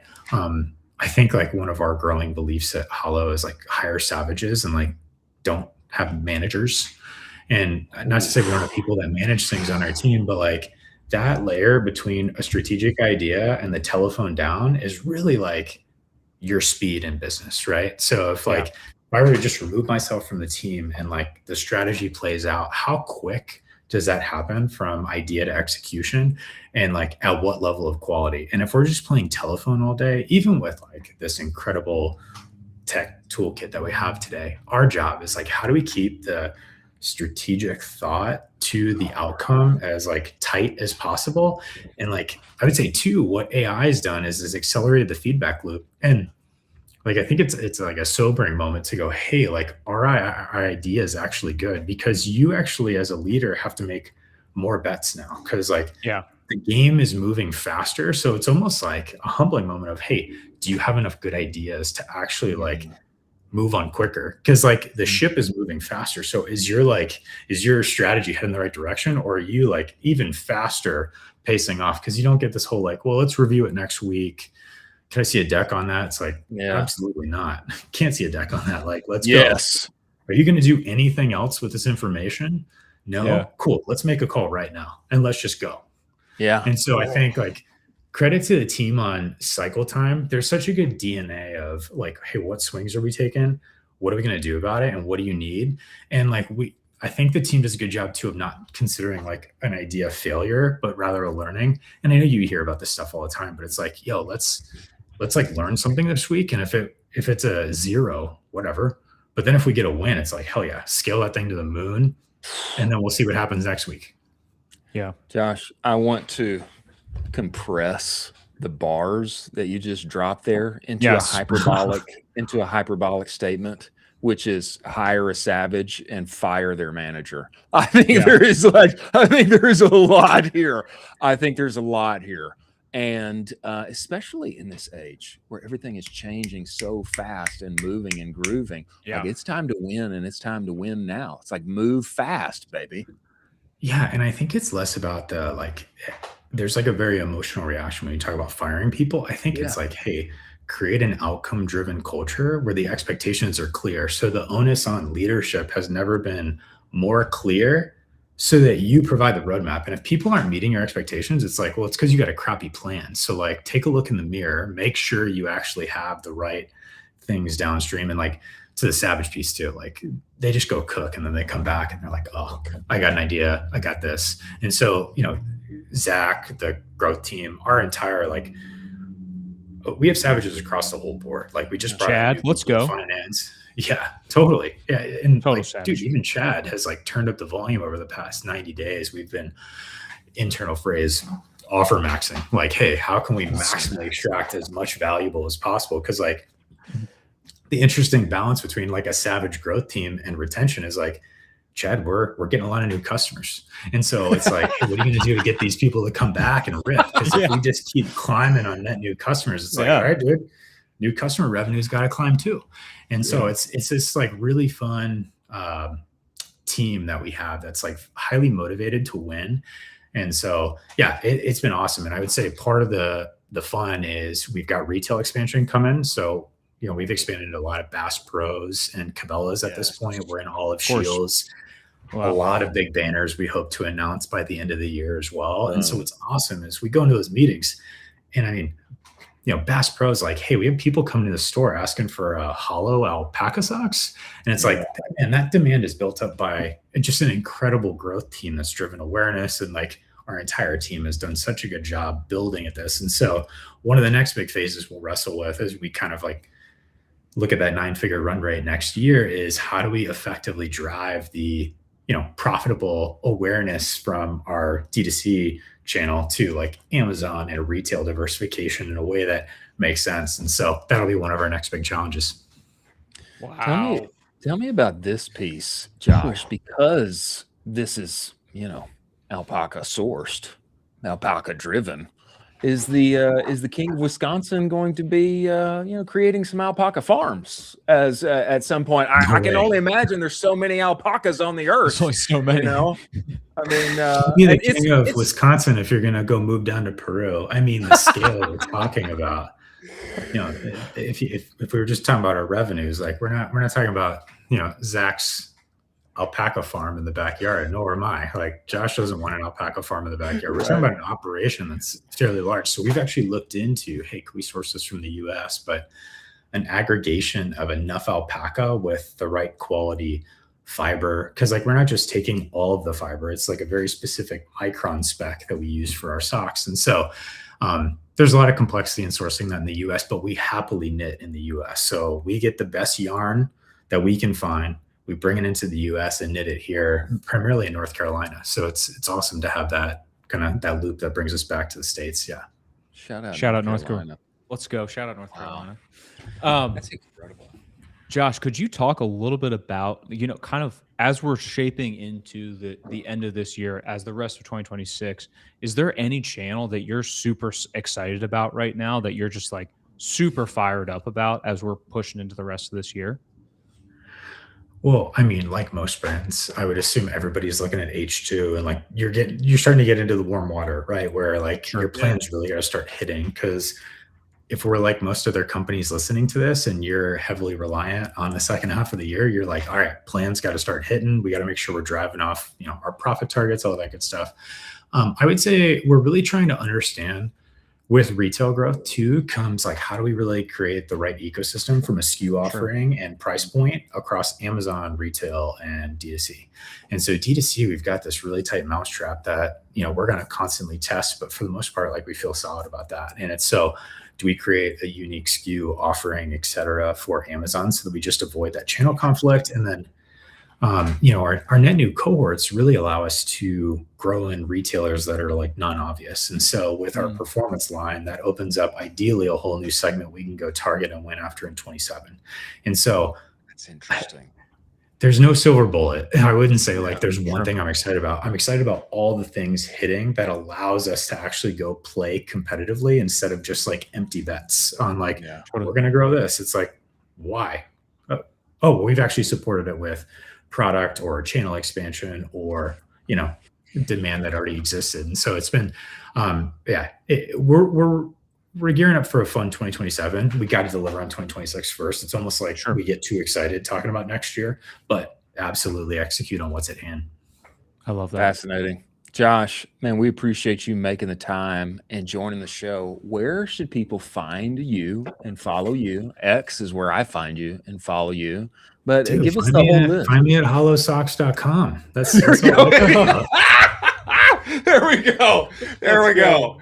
As a good CEO should. Let's Driving demand. Go find me at hollowsocks.com. Don't follow me unless you want to ask for a link on where to buy socks. Let's go. Let's go. I love it. You can find me at hollowsocks.com. Give me any feedback too on X. Like I'll always check to see what people are saying, but we are ravenous for feedback. By no means does our team operate with ego. Hey, somebody launches a great new lander. I'm like, ooh, look at that. Did you see what they did there? Team deploys, we're just like an idea factory on, hey, how do we execute something as quickly as we can? So anybody's got anything out there, we're always open ears to get bigger, faster, as quickly as possible. Well, we are open ears and open eyes, following you guys, and appreciate what you're doing inside of the space, finding ways to win, new cohorts, retail, Amazon, etc. Brother, we appreciate you making the time to join the show, and we look forward to having you back. Thank you. Of course. Thanks, Cowboys.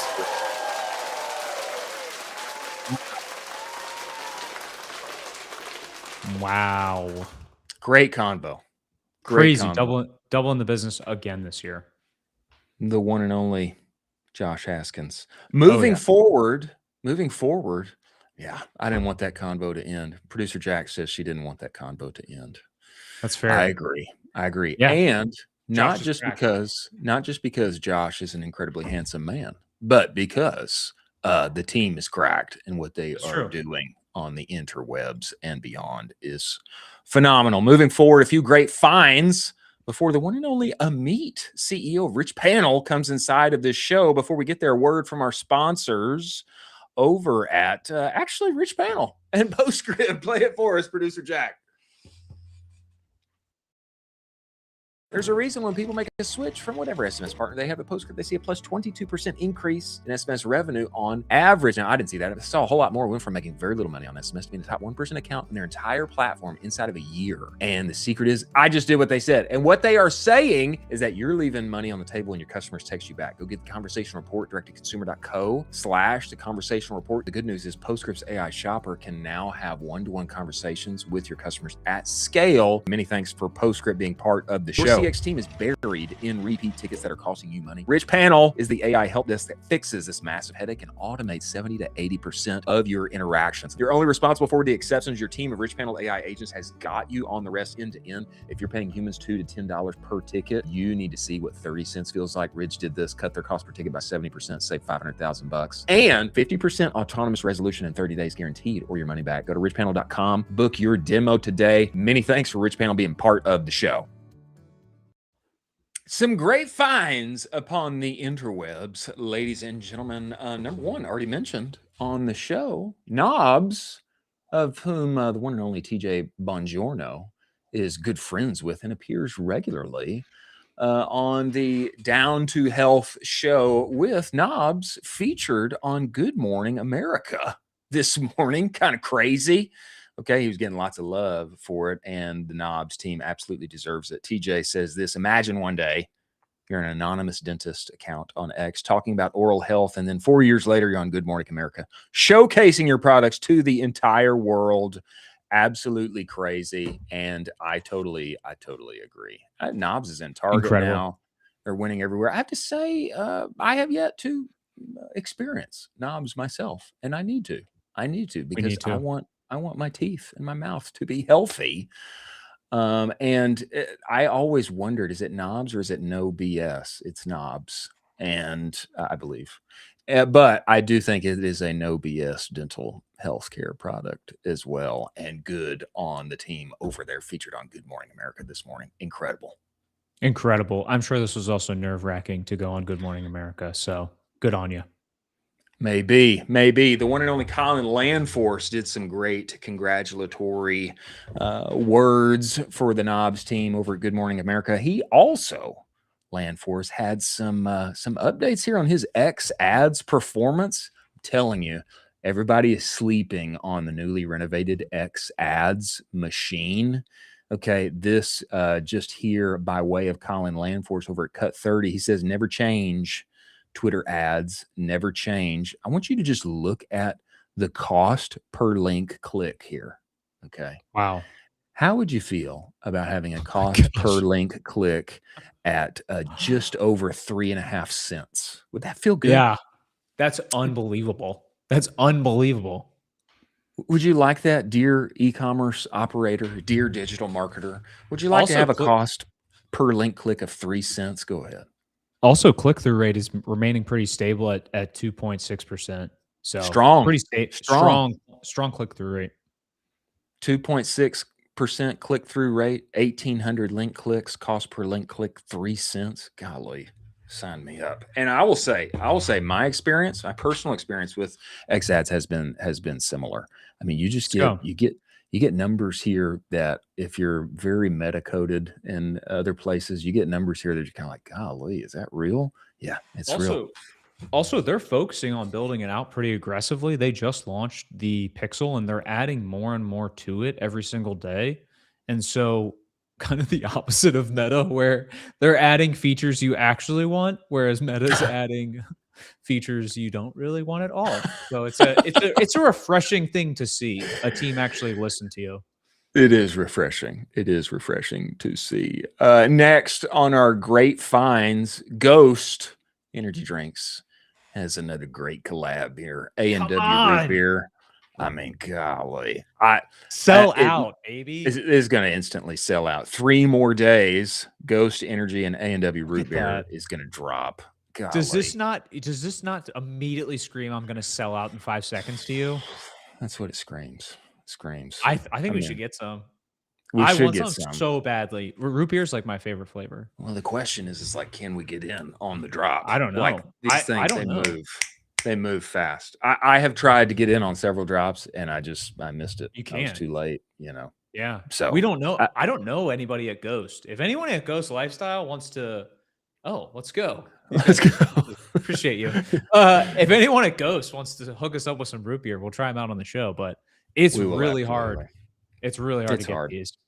It's hard. Sometimes they have like a hack where you sign up in the app and then you can go and get the thing. I have done that before. I almost got it, but I was a few minutes too late. Methinks they're going to sell out immediately. Ghost all of the collabs in the world that taste incredible and are fantastic. Next, Meta actually is monitoring what David Herman and Rock Hladnick have to say. What? we have talked about this several times. Hey, can you scroll up here, Producer Jack, and show us what David is commenting on?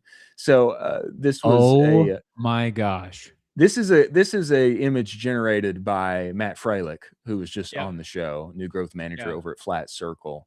He was commenting on Rock's retweet of the conversation that we had with Matt. And then further down, David said, actually they are monitoring what we say on the internet. I'm telling you, I don't know how to stay more up to date with what is working or not working. Particularly inside of the ads manager, what's broken, than by following David and Rock. I think there's literally no other. And also Barry Hott's got a great account that, gosh, it's so good. Everything that's going on at Meta as well. It's literally faster than the updates that Meta will give you. It's crazy. I feel like I might be added to that wanted poster given my takes on Meta as of recent. And so it's just going to be me, Rock, David, all up there, wanted by Meta. And the Meta offices are just they're rocking and rolling, trying to find us.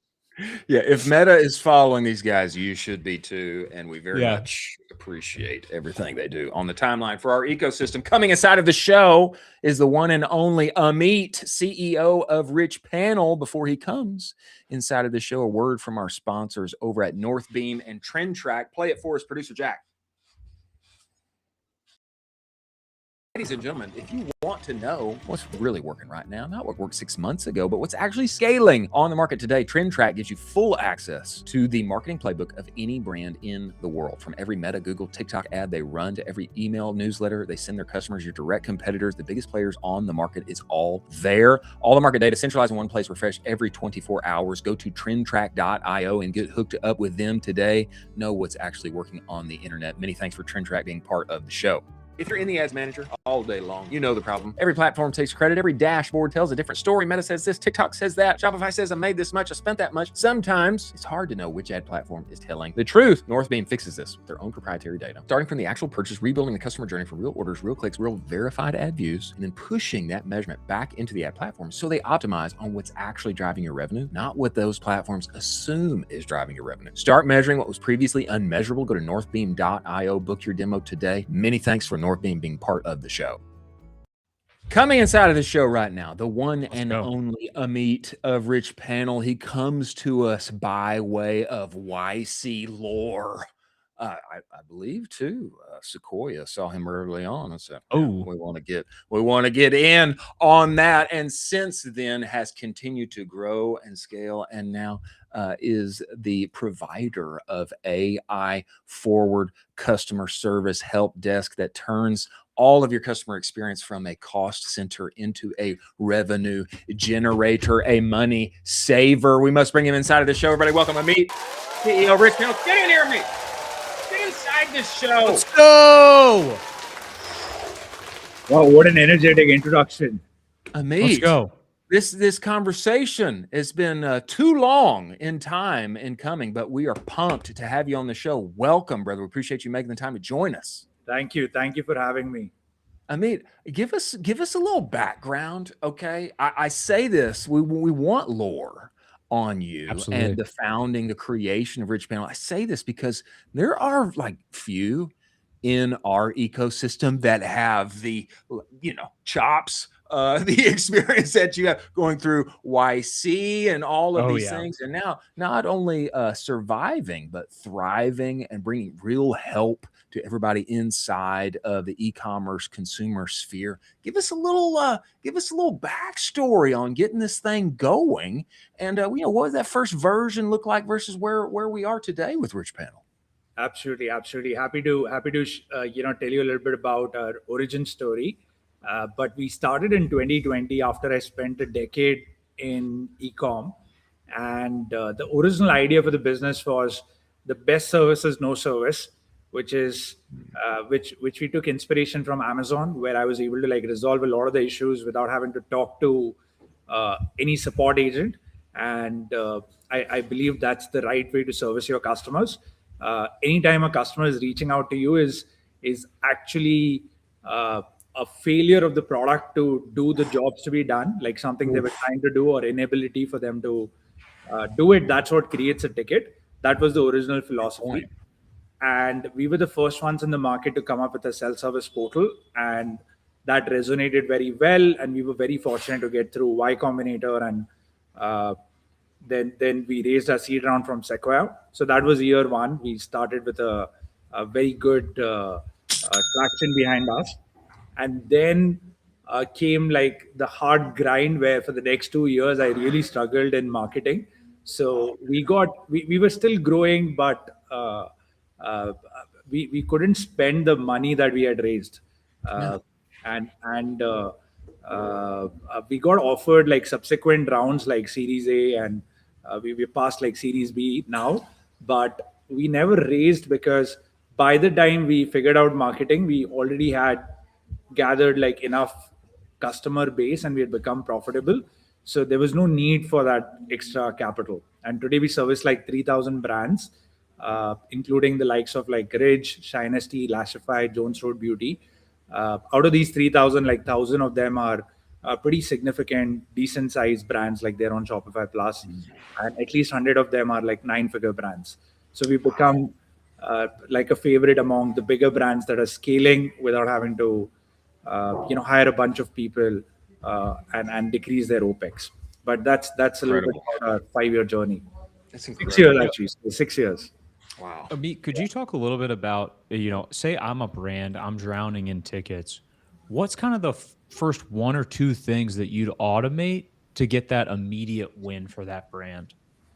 Absolutely. So the challenge here is no longer the intelligence. The cost of intelligence is going to zero. So it's Right. an obvious thing, right? Everyone thinks, let's deploy AI in customer service, which is no longer the challenge. The challenge is, can you trust the AI in front of the customer so that it doesn't say something off-brand, or it doesn't make a promise that you cannot keep? So the challenge is no longer deploying AI. You can do that tonight. You can spin up your own AI agent, plug it with your APIs, with your help desk, and do it. The main engineering challenges comes to reducing the number of hallucinations to near zero, where it doesn't say something off brand, or it doesn't end up giving medical advice, or puts your brand at risk. That's where most of the engineering challenges go. So we took the time and the effort to make it truly a system that you feel confident, you try to trick it in any way possible, and it never would hallucinate. I shouldn't say never, but I would say 95% lesser than taking models off the shelf, which gives brands a lot of confidence to deploy this in front of the customers. But to your question, usually the brands that are coming to us, the initial stages were hey, I want to automate the tickets, but now it's far more than that. They're now thinking how do I use this really powerful, capable system to have save retention offers. One of the brands was able to reduce their refunds per day from 9,000 a day to 3,000 a day, only by that's crazy. AI.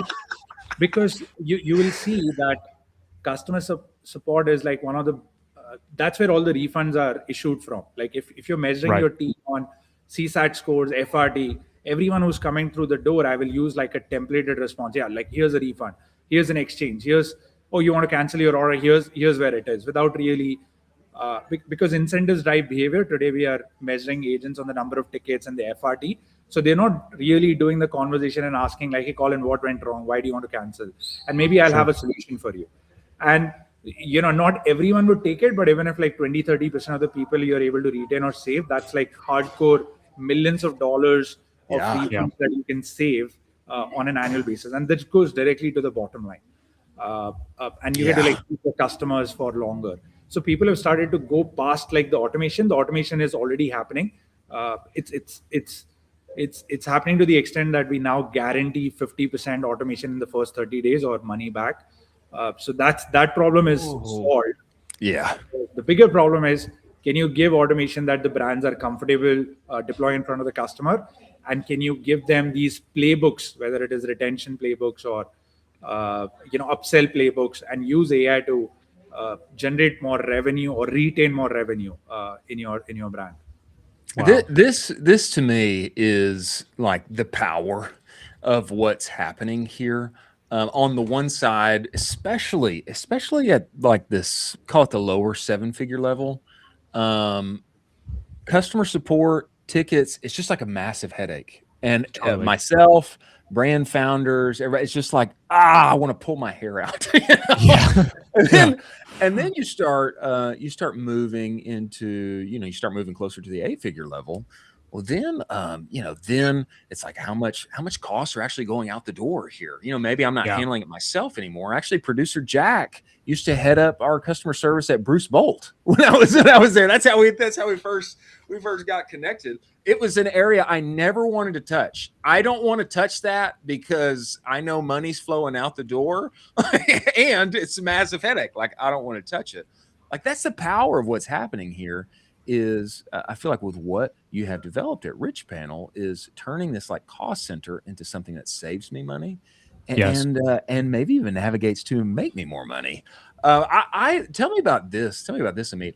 What I was fascinated by when we first spoke, and I just pulled out like the most complex customer experience support example that I could find, which was Bruce Bolt. We had all humans who knew the baseball world and softball world because it's like so complex, the product and all of the things.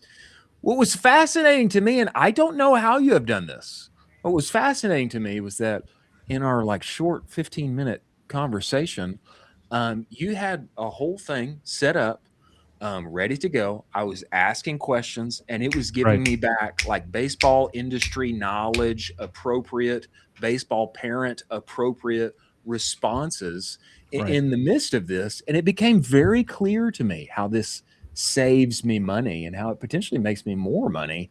I don't know how you're able to handle the complexity on this. I mean, to me, this is fascinating to me. Yeah. So just for some context, the first time I spoke with Chris, where we were discussing sponsoring the pod, Chris mentioned that he used to work for a company, and I was like, let me build a AI customer team right on the call for him. Yeah, I was very impressed by the answers that it gave.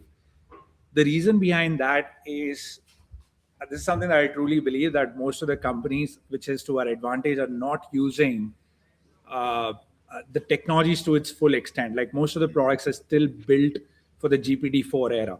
And if you think about it, it was only like a year ago that it was launched. Yeah. So most of the support tools are still built for the GPT-4 era, where you have very limited use of intelligence and you're still using like a lot of code, because all the legacy software that we've built is a lot of code and you're using like 20% slight amount of intelligence, which is why when you are setting up like an AI agent for your customer service team, firstly, it takes like weeks of setup, and then you have to like constantly like babysit it. What we did is we deleted a lot of the code. I literally went offline for a year. I was not even working on Richpanel. I'll tell my wife, like, Richpanel is like extracurricular activity for me. I was just working on Richpanel 2.0, and it required like deleting and reimagining the whole thing from the ground up, where you really harness the intelligence and the capability of models like the Fable and the Mythos, like the Opus 6 and what's PD6. Like, that's what you need to build the product for. And so that required us to like say, oh, the future product is going to be like 80% agentic and only 20% will be code. So what Chris is actually referring to is like a team of AI. So instead of human beings babysitting the AI and like writing prompts and writing like the whole workflows, we had like a boss AI. We have a boss AI. We call it the boss AI, and then it sets up the all the other AIs like a support AI and a co-pilot AI and a QA AI right in front of you. It hogs a lot of tokens. So when I set it up for Chris, it was like $50 for me to set it up.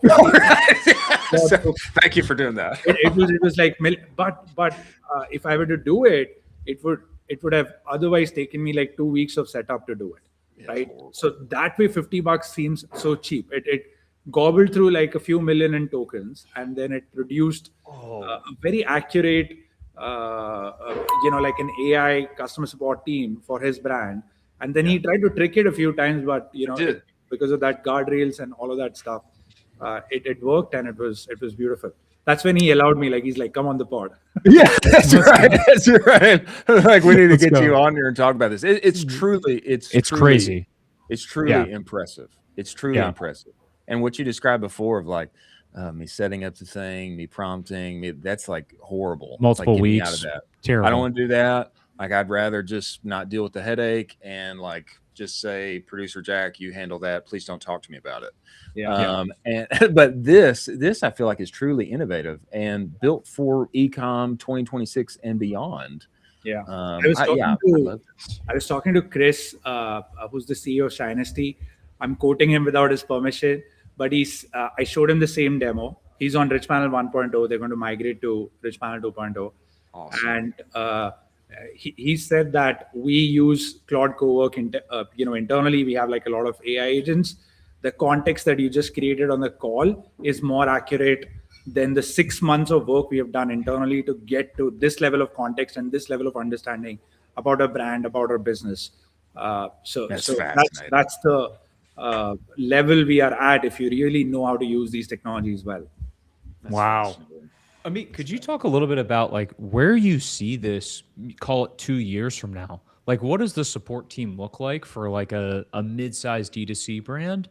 And what does this all look like if right now the technology is just unbelievable? Yeah. So what is happening is I'm seeing two trends. One is right off the bat, like if you deploy a tech like Richpanel, you can expect like 50, 60, 70% of your volumes to like vanish, which are not going to humans anymore. Wow. So the next 30, 40% that do go to humans, they are very complicated tickets, which is maybe a system that you're not connected into Richpanel, some legacy thing or some processes. So it throws a lot of light into the inefficiencies in the business real quick. Mm-hmm. So then the next 2 or 3 months is about converting those into MCPs. If MCPs for, we throw that word quite a lot, but MCPs is nothing but an AI interface or like an API interface that AI systems can understand and interface with those systems. So they've now thinking like, why can't we automate this? Why is this 30% still going to my humans? And when it does go to the humans, they're the most ugly tickets because it's not the easy ones anymore, right? It's like, oh, you have to like call this person and like take approval and then put this in a form and somebody else approves, or you have to put it in this system. So those are the inefficiencies in the business that becomes immediately visible. So you have to now, it forces you to now write a playbook. It shouldn't be in like some person's head. It should be a defined playbook that the whole org can follow. And once you have the playbook, second step is write the MCP so that the AI system can interface with that. And then it becomes completely automated, right? Oh, wow. That's the next phase. Oh. And the second point I would like to mention is most people think that the main benefit of AI in customer service is generating text. Like, you will say something and I will talk something out. But the main superpower is not generating text. The main superpower is reading through millions and millions of unstructured text. Exactly. So that's the main takeaway from this. So people are using the systems to now like auto label all the data. Like how many returns did we get? Cool. But was there a correlation between a certain type of a product or a certain batch that caused like a higher number of return? What's the voice of customer? So if the customer is buying these products, very likely they don't make the second purchase, or vice versa. If they buy this product, very likely they make the second purchase. What is the sentiment across each intent? Like if they're coming for like lost packaging or international shipping, then the sentiment is pretty low. So we need to work on our logistics. So it also gives you feedback on what are the internal systems and processes that are breaking and that require intervention. Wow. I mean, that's crazy. You're talking about sentiment analysis here on a customer cohort, that's big. That is like the holy grail of understanding your customers at that point. Tell me, Amit, tell me about like changing the mind of brand founders, brand operators, of thinking of customer service, customer experience, thinking of it as a cost center into a revenue lever. The saving money, it makes so much sense to me. It's like, a few cents per ticket, call it 30, 50 cents per ticket versus like, $5, $10, like that makes so much sense. It seems to me though too, like this seems like a natural fit for, maybe, hey, I handled your problem. Also, maybe a little upsell to you, a little opportunity here, or maybe, the experience was so winsome that, not only do we keep that customer, but also they come back. This seems to me like an opportunity for a real revenue lever. Absolutely. So to your question on the brand founders, they need no convincing. I feel most of the brands are very AI forward, and I might be coming on the pod and taking credit for all the ideas that they have given. All of this revenue saving, all this retention is actually the brand founders that have come to us and say, why don't we productize this? They have very little friction. Once they see the tech working, they are very quick to think, oh, I am going to use it in this manner. Oh, I have this retention problem. I am giving way too many refunds. My customer support team is not consistent because I have like an outsourced contact center with 30 agents, and not everyone knows the brand so well, so they give inconsistent answers. So they're able to like quickly see the tech and they're like, oh wow, this is pretty cool. And with one prompt, I can talk to the boss AI and like implement a retention ladder, which should have taken like 2 weeks of change management.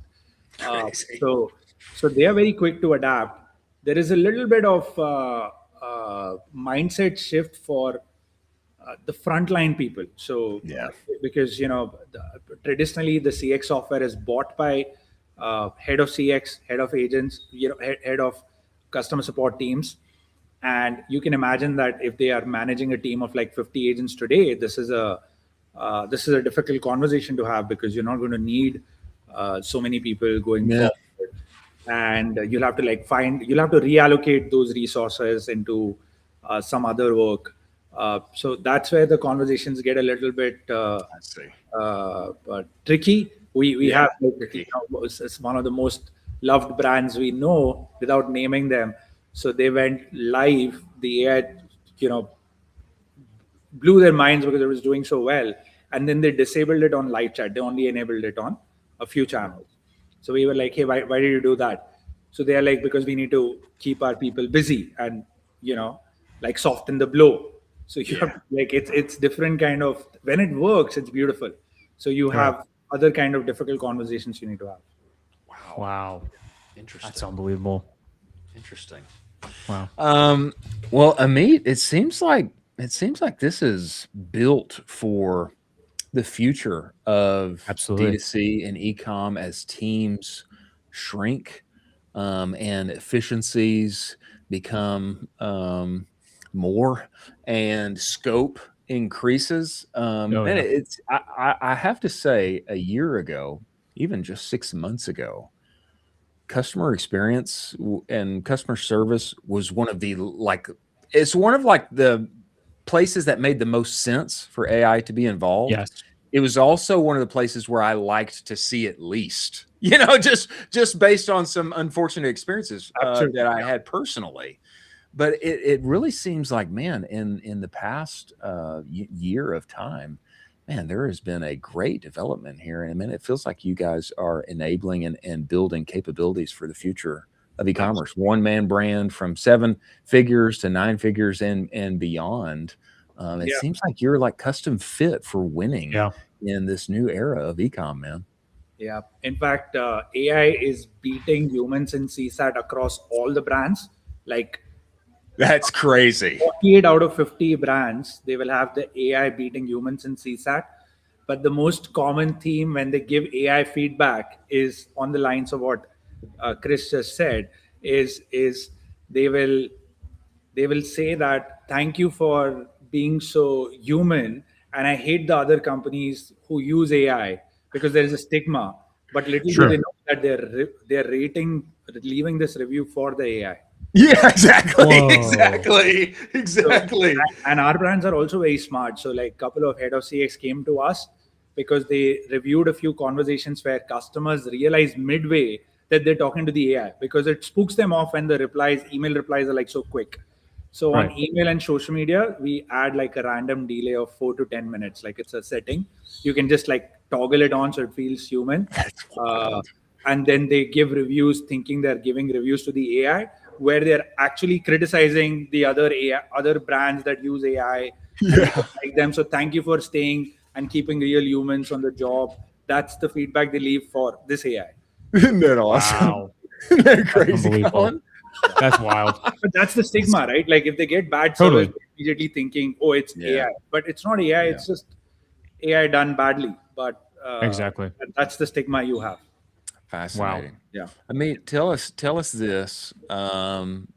Brands, operators, heads of marketing, heads of customer service, they're hearing this right now. They would like to look really smart and save their company a bunch of money. And also, do exactly what you just said, get the CSAT score up. Oh, didn't even know I was talking to AI. Man, what do people do first? What should they do? Yeah, so I would say like today the superpower that everyone has is going back to the previous point, is reading through millions of conversations, which was previously not possible.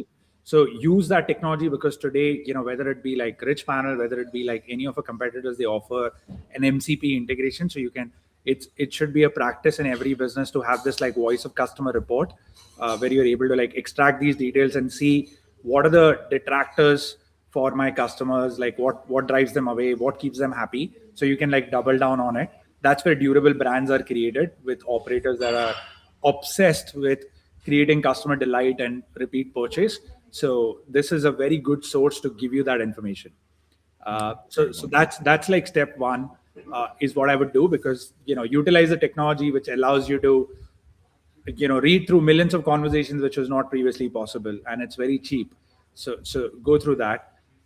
And yes, you can save a lot of cost. Like if you move to a tech like Richpanel, you will save a lot of cost. Like if you're paying even $1, like if your cost per ticket is $1 or $2, here it boils down to like 20 cents or 15 cents, depends on the models you use. So it's really cheap.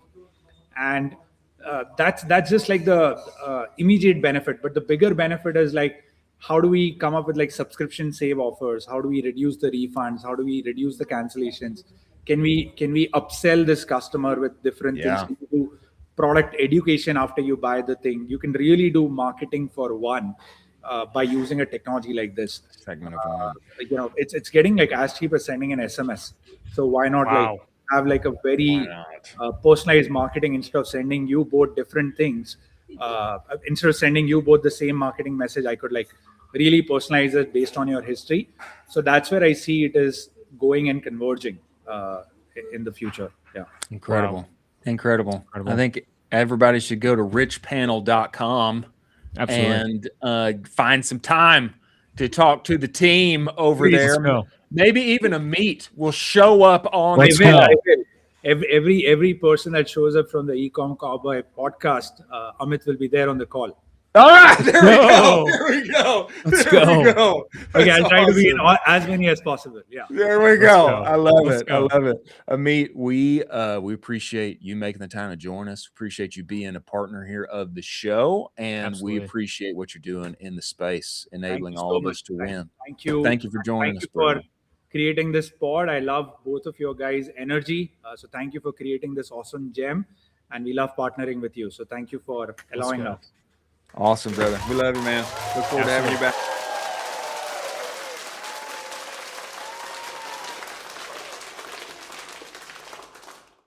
Pretty juicy. Saving Stack money, show. upselling, offers, etc. CSAT score up, OPEX down. I mean, like that's a tiger by the tail is what it is. Stack show. We Stack got show. We got pure hitters for everybody today for this show. Pure hitters. I mean, crazy. Yeah, this was a gas of a show. Gas. Moving forward to a little closing time here, ladies and gentlemen, some words of wisdom on our way. A word from our sponsors over at Seguno and Rocked After Sale. Play it for us, producer Jack. If you're getting 5,000 orders a month and you can sprinkle in $3 to $4 extra on each one of those without touching your ads, wouldn't that be nice? Yeah, it would. That's what brands like Olakai, Cozy Earth, Groove Life are doing with Rocked After Sale every single day by adding post-purchase upsells and downsells from the cart through the thank you page and then stacking an extra 30 to 50 cents just by showing offers from Disney Plus, HelloFresh, Venmo, etc. It's high margin revenue straight to your bottom line. You can be live in minutes. Go to aftersale.com/offers. Truly a no-brainer. Many thanks for Rocked After Sale being part of the show. Seguno is the only marketing suite that lives entirely inside of Shopify. What's that mean, Chris? Your emails, your pop-ups, your banners, your reviews, it's all there where you already work and play every day. And it means that you don't have to seed your trust to big email. That's over attributed data with Seguno. Your Shopify data is the email data. It's a big reason why they won the 2024 Shopify Build App of the Year. One-click automations, actual humans that can help you build for lean teams with big aspirations. Go get the advanced Shopify segmentation playbook at the URL scrolling across the screen. Get a free trial of the platform. Tell them Colin I sent you. It will extend that free trial to 30 days. Many thanks for Seguno being part of this. Closing time, ladies and gentlemen. Some words of wisdom and perhaps a few shockers here. How much money did you think Crocs made this quarter? What'd you guess? Over $1 billion? Over $1 billion. Over $1 billion this past quarter. First time that they have ever done this. The story comes to us by way of Retail Dive. A few details for us here. Hey Dude continues to struggle, not Crocs. Crocs is crushing. The Crocs brand topped $1 billion in quarterly revenue for the first time, growing over 4% year over year. Company reported on Thursday. Brand's direct-to-consumer rose 13% to $559 million, while wholesale did fall 5%. North America revenue edged up slightly to $459 million, while international surged 8%. Crocs Hey Dude brand saw D2C revenue growth of more than 7%, highly on TikTok Shop, record Amazon Prime Day, but down overall. I think the shocking thing for me here is that, Crocs were really cool when they first came out. Does anybody remember that? Was that like year 2000 or something? It was a long time ago. They were originally known for you can eat this shoe should you get into a survival situation. Do you remember that? Yeah, it was crazy. Kind of crazy. Producer Jack just bought her third pair of Crocs this morning. I have Crocs. Then there was a period of time where they were very much not cool. Can you scroll up and show us the graphic, Producer Jack? Scroll up all the way to the top. The top. There we go. There was a period of time where they were very much not cool. Okay. And wearing said Crocs was like, I don't care about how I look. Okay. Right. That is no longer the case. They are back. They are back, so back, and they are better than ever, and everybody loves them. And what's the word of wisdom here? I don't know. Like, make something cool and stick with it. Even if you're not cool for a while, you may find a way to be cool later. It's kind of crazy to me. In this category of apparel, Crocs has reinvented itself, and they're doing over $1 billion in the quarter. It's incredible. I love Crocs. I use my Crocs to do yard work. So I'm a big fan of them. They're super comfy. But I would say the big moment for them, that pivot moment from uncool to cool, was that Post Malone collab. I will say that was the moment where they shifted into like, great, we're going to do cool collabs with cool people and we're going to become cool again. Post Malone was the perfect collab because he already wore Crocs normally. Yeah, it's and all of the like little like attachments that they started the little selling. gems. Yeah, the little gem guys. They were, I would kind of consider them ugly shoes, frankly. But then they kind of became like so ugly that so ugly, so fugly, some might Yeah. say, that Yeah. now they're unique and they're cool. And anyway, Gen Z and beyond have become big fans of Crocs, and the revenue shows that. So good on Crocs for doing something weird and sticking with it and finding a way to become cool again. Next on our words of wisdom, Snap quarterly earnings. Very impressive. Let's Very go. impressive. A lot on the timeline. That was down on Snap after the SPACs launch. Revenue growth. Ooh, that's good stuff. Revenue growth is up. This tweet comes to us by way of Snap. Today, we announced our Q2 2026 earning results. This was a strong quarter for Snap as we reached 971 million monthly active users globally. Do you have that in your mind that like 1 billion people on the earth are using Snap like globally? It's pretty wild. It's pretty wild. It's crazy. definitely for the younger demographic. Revenue reached 1.6 billion, up 19% year over year. Read the full Great to report see at that. investor.snap.com. 115% plus growth in US Spotlight posters. Revenue growth 19%, 971 million monthly active users. Don't sleep on the Snap. Don't sleep on the Snap. Don't sleep on the Snap. We have seen a lot of Northbeam data come out, and Snap is looking very tasty right now. If you're looking for a quote unquote Halo channel, I would strongly consider it right now. Time to consider and reconsider if you have considered before. Yeah. Lastly, in our words of wisdom, very interesting launch this morning. Again, from the Arcads team that we have found here on the timeline. We raised 16 million to build Claude Code for Meta ads. Now, usually I'm not a fan of Claude Code for blank because I don't know what is this Claude Code. I think this post though makes it very clear, like I'm not getting confused with Claude Code. Other times I have gotten confused. This one doesn't do that for me. Introducing Mark, the only AI for winning ads. 10,000 of the best performing marketing teams use it to scale their ads. Oh my gosh. Crazy. Producer Jack, scroll down. Show people the visuals here. I love that they called it Mark for Mark Zuckerberg. So it's like it's a beautiful if you know, you know. If you know, you know. Yeah, let's go see what Mark's up to. That's amazing. It has persistent brand memory, instant access to your entire assets libraries, trained on millions of winning ads. Mark can also create hyper-realistic UGC, design motion graphics, localize campaigns worldwide. Everything your creative team does, faster, better, autonomous.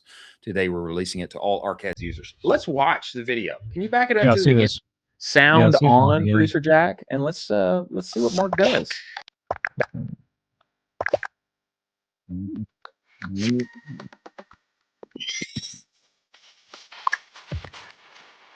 Drop your brand URL, get started.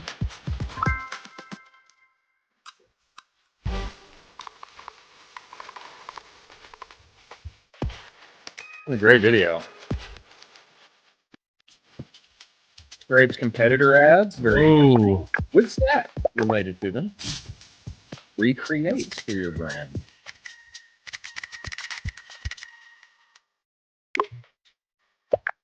Branding. Oh, nice. It is keep existing footage. I do find that interesting.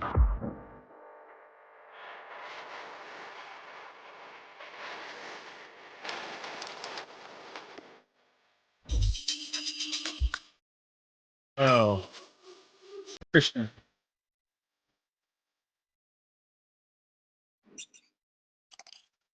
Very interesting. They had a big launch this morning. I don't know anybody who uses Arcade specifically, but great video and incredible. Interested to see what else may come from them. Yeah, that looks incredible. I love the context of knowing your voice almost immediately. And I love the idea of, making this video editing piece a lot easier because making ads with video is so hard, putting all of those different pieces together and making sure everything works. It's a nightmare. Not easy. Moving forward, ladies and gentlemen, to our moment of Zen as we exit this show. A word from our new sponsor over at Propel.